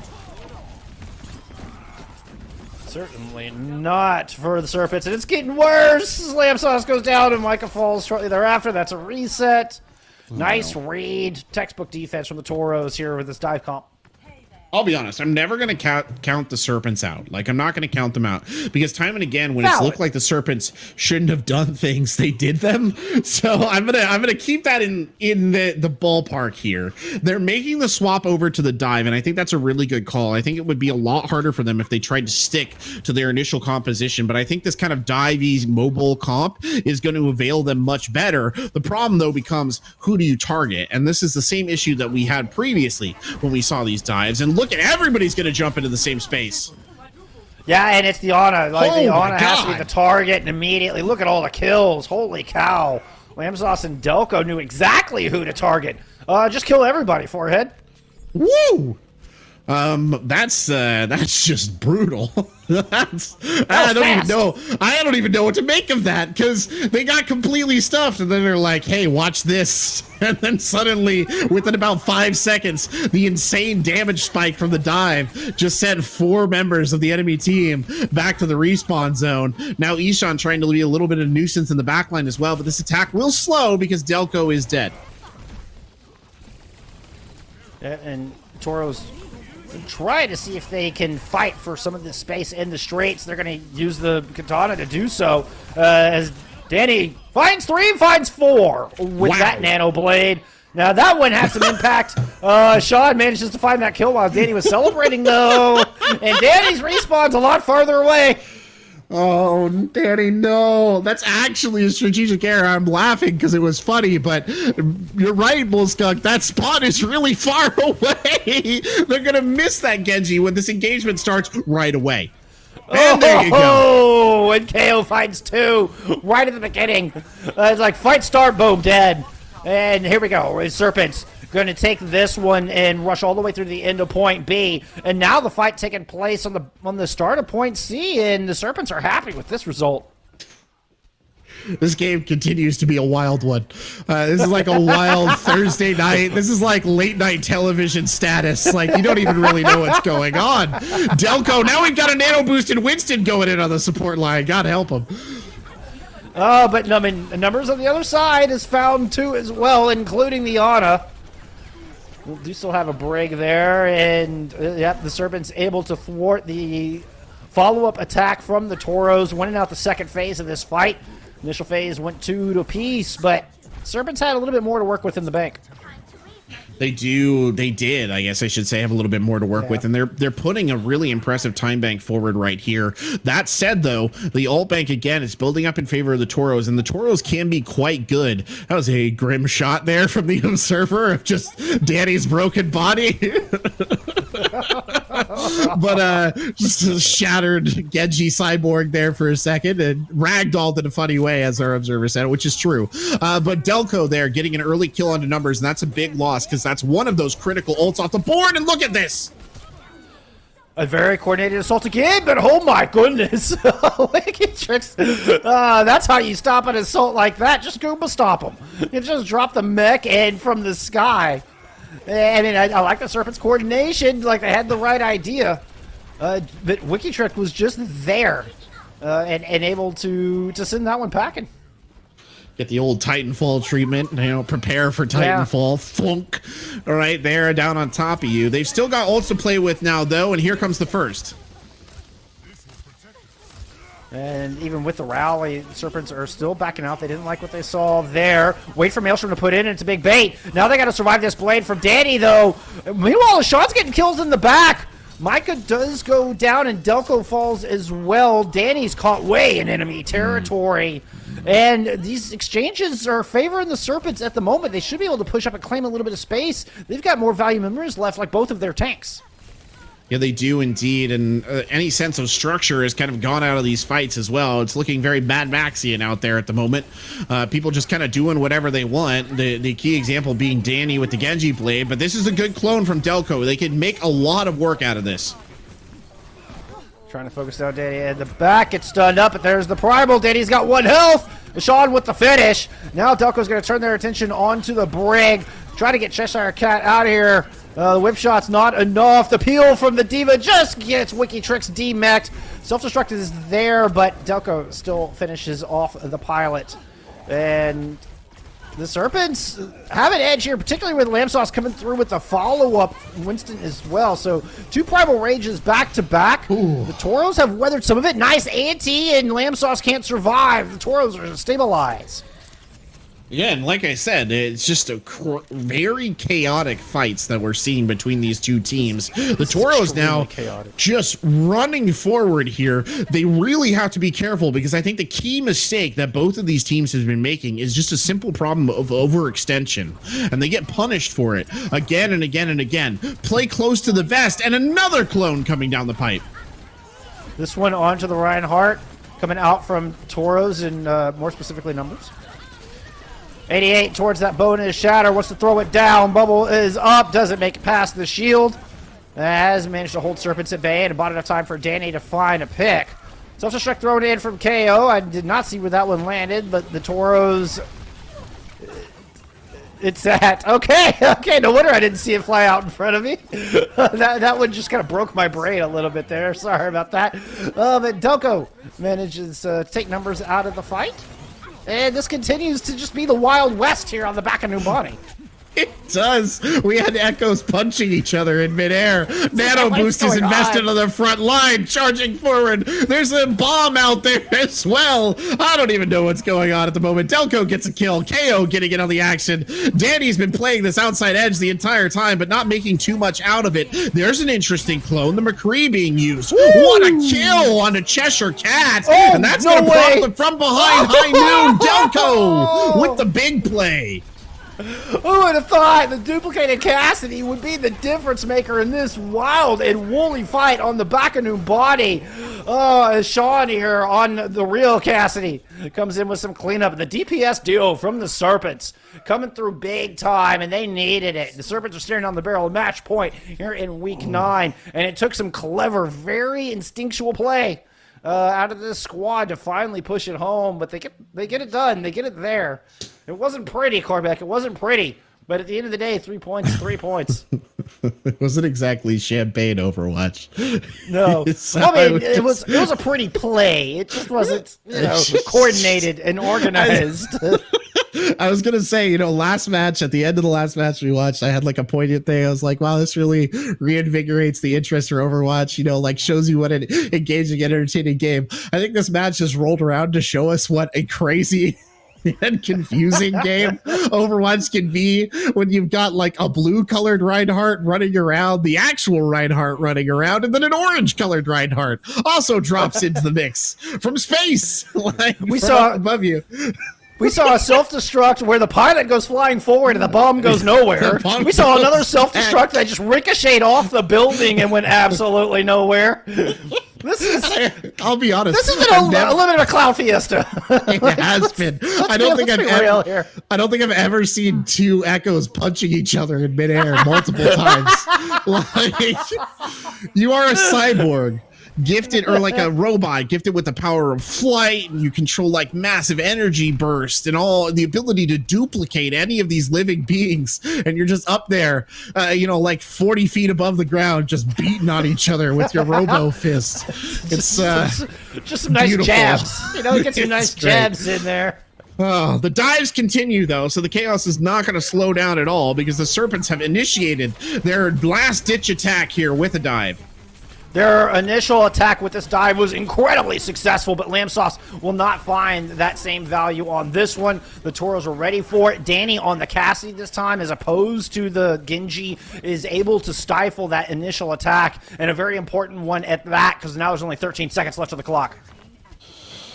Cool, that's a nasty stagger here as well. And I mean, as crazy as this match has been, let's not necessarily lose sight of this, right? In the terms of what it means for the Serpents. They had to win this one in order to push this onto a next map. They are not likely to do it. I don't think anybody can touch. No, they could have gotten a touch. There it is. Now can they make something out of this? It's... No. No. I was close, No. but the Nano was there. Night Fury was just way ahead of Micah in that regard. You get those ultimates online. There's still some to use, some spares here for Toros. Now, Serpents can still send us to a map 5, but it's going to take them putting up a full hold and pulling this back down to a draw. Oh boy. Again, I'm not going to discount them for it, right? Because we've seen them do some pretty crazy stuff here tonight. But a minute and 40-second full hold in Bonnie, yeah, it's doable. It's doable, but they can't even give up a percentage tick, right? Is that what we were looking at there at the tail end of that? Because it was a complete 0%. So yeah, no, full hold, yeah, yeah, you that 33%. You just need that 33%. Still, that leaves no breathing room, right? There's no room for error. There's no room for like letting your opponent kind of sit and capture a tick or two while you regroup and then come in with a retake. You don't have any of those options if you're Serpents. This has to be a perfect defense. It does have to be a perfect defense. This is it. I mean, this is as about as trying a situation as you can ever be in as a team. Like, truly, honestly, this is about it. They're coming out with the Torbjorn. I actually think that's a good play. I do genuinely like the Torbjorn. I think the change that I would have made is I think I would have brought Ishan out on the Ashe, because I think that the Ashe charges the ult faster. You can get the Bob in play faster. Bob can also hold the point for you, which is something important to make note of here as well. Not as good of a counter, though, to Danny on the Genji. Keep in mind, they have a minute and 30 seconds. If they can get a blade, or ideally a nano blade, they can probably end this quite quickly, and that is, I think, what they will try and build for here. I like the cast pick because they're playing a straight anti-die. I will say that's one of the bonuses, that flashbang that you were talking about, and they're going all in on Serpents, just bunkered up. Toros move on to the objective, so a tank has to go down. KO has to go down and contest to make sure nobody's getting progress, while the Serpents try to pick off the members of the Toros. Toros didn't like their first attempt, just fall back, and we're going to wait for another. It's going to be hard to break this death ball. I mean, it genuinely is. Yeah, I mean, this composition is built to counter exactly what the Toros are running. But now that Nano is online, Genji goes to go down, so Maelstrom will be the recipient of that Nano boost and is headed up into the top. You can see Maelstrom got purpled up there and is a very low health. Excuse me, that was Lamb Sauce, I believe, who was bionated. Nevertheless, it's Wikitrix falling, and the Toros, well, back to the drawing board. 25 seconds remaining. No, you can't lose somebody in the poke phase. Oh, yeah, no. You got to stay alive. Oh, Delco. No, buddy. It's not worth it. Get back to the rest of the team, man. This is scaring the hell out of me. Delco, by the way, has the ace up their sleeve here. They have the ult that will probably save this point because they can cover it in that Molten Core with the damage amplification matrix on top of it. Toros on the point. Kaio moved down to contest. Immortality Field and Ant Matrix out, and then the Molten Core is thrown in. KO with the self-destruct is able to pick up one as well, but it's a +1 to the Toros nevertheless. Danny coming back in is 90% to blade. There's just a turret and a Baptiste holding it down alongside Doko on this Torbjorn. Doko's able to pick up one. Micah's still in this as well. Oh, Micah gets burned down. And Numbers will take out the remaining members. Danny pulls out the katana just to clean it up. And our final match of the regular season, it goes down to overtime. There's still some stragglers trying to push their way on, but they've got to get through mines. They've got to get through all of this damage coming out from the Toros. And the Toros are not faltering. It would take a pretty major mistake from Cal State to fumble this one. Does not look like they're going to beef it. It's a self-destruct to help clean up. just a pilot diva, and well, there are a couple of members left. Doomfist returns, still no picks, as the Serpents have not been able to find anything in this Hail Mary attempt to hold on to the series.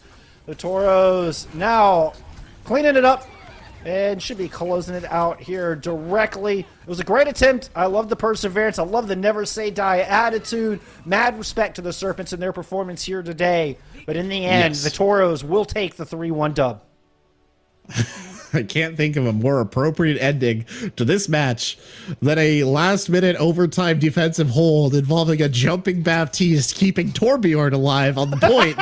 And then, once that particular, amazing little bit of theater was done, as we take a moment to admire Danny dicing the entirety of the Serpents lineup right there, turning him into killed.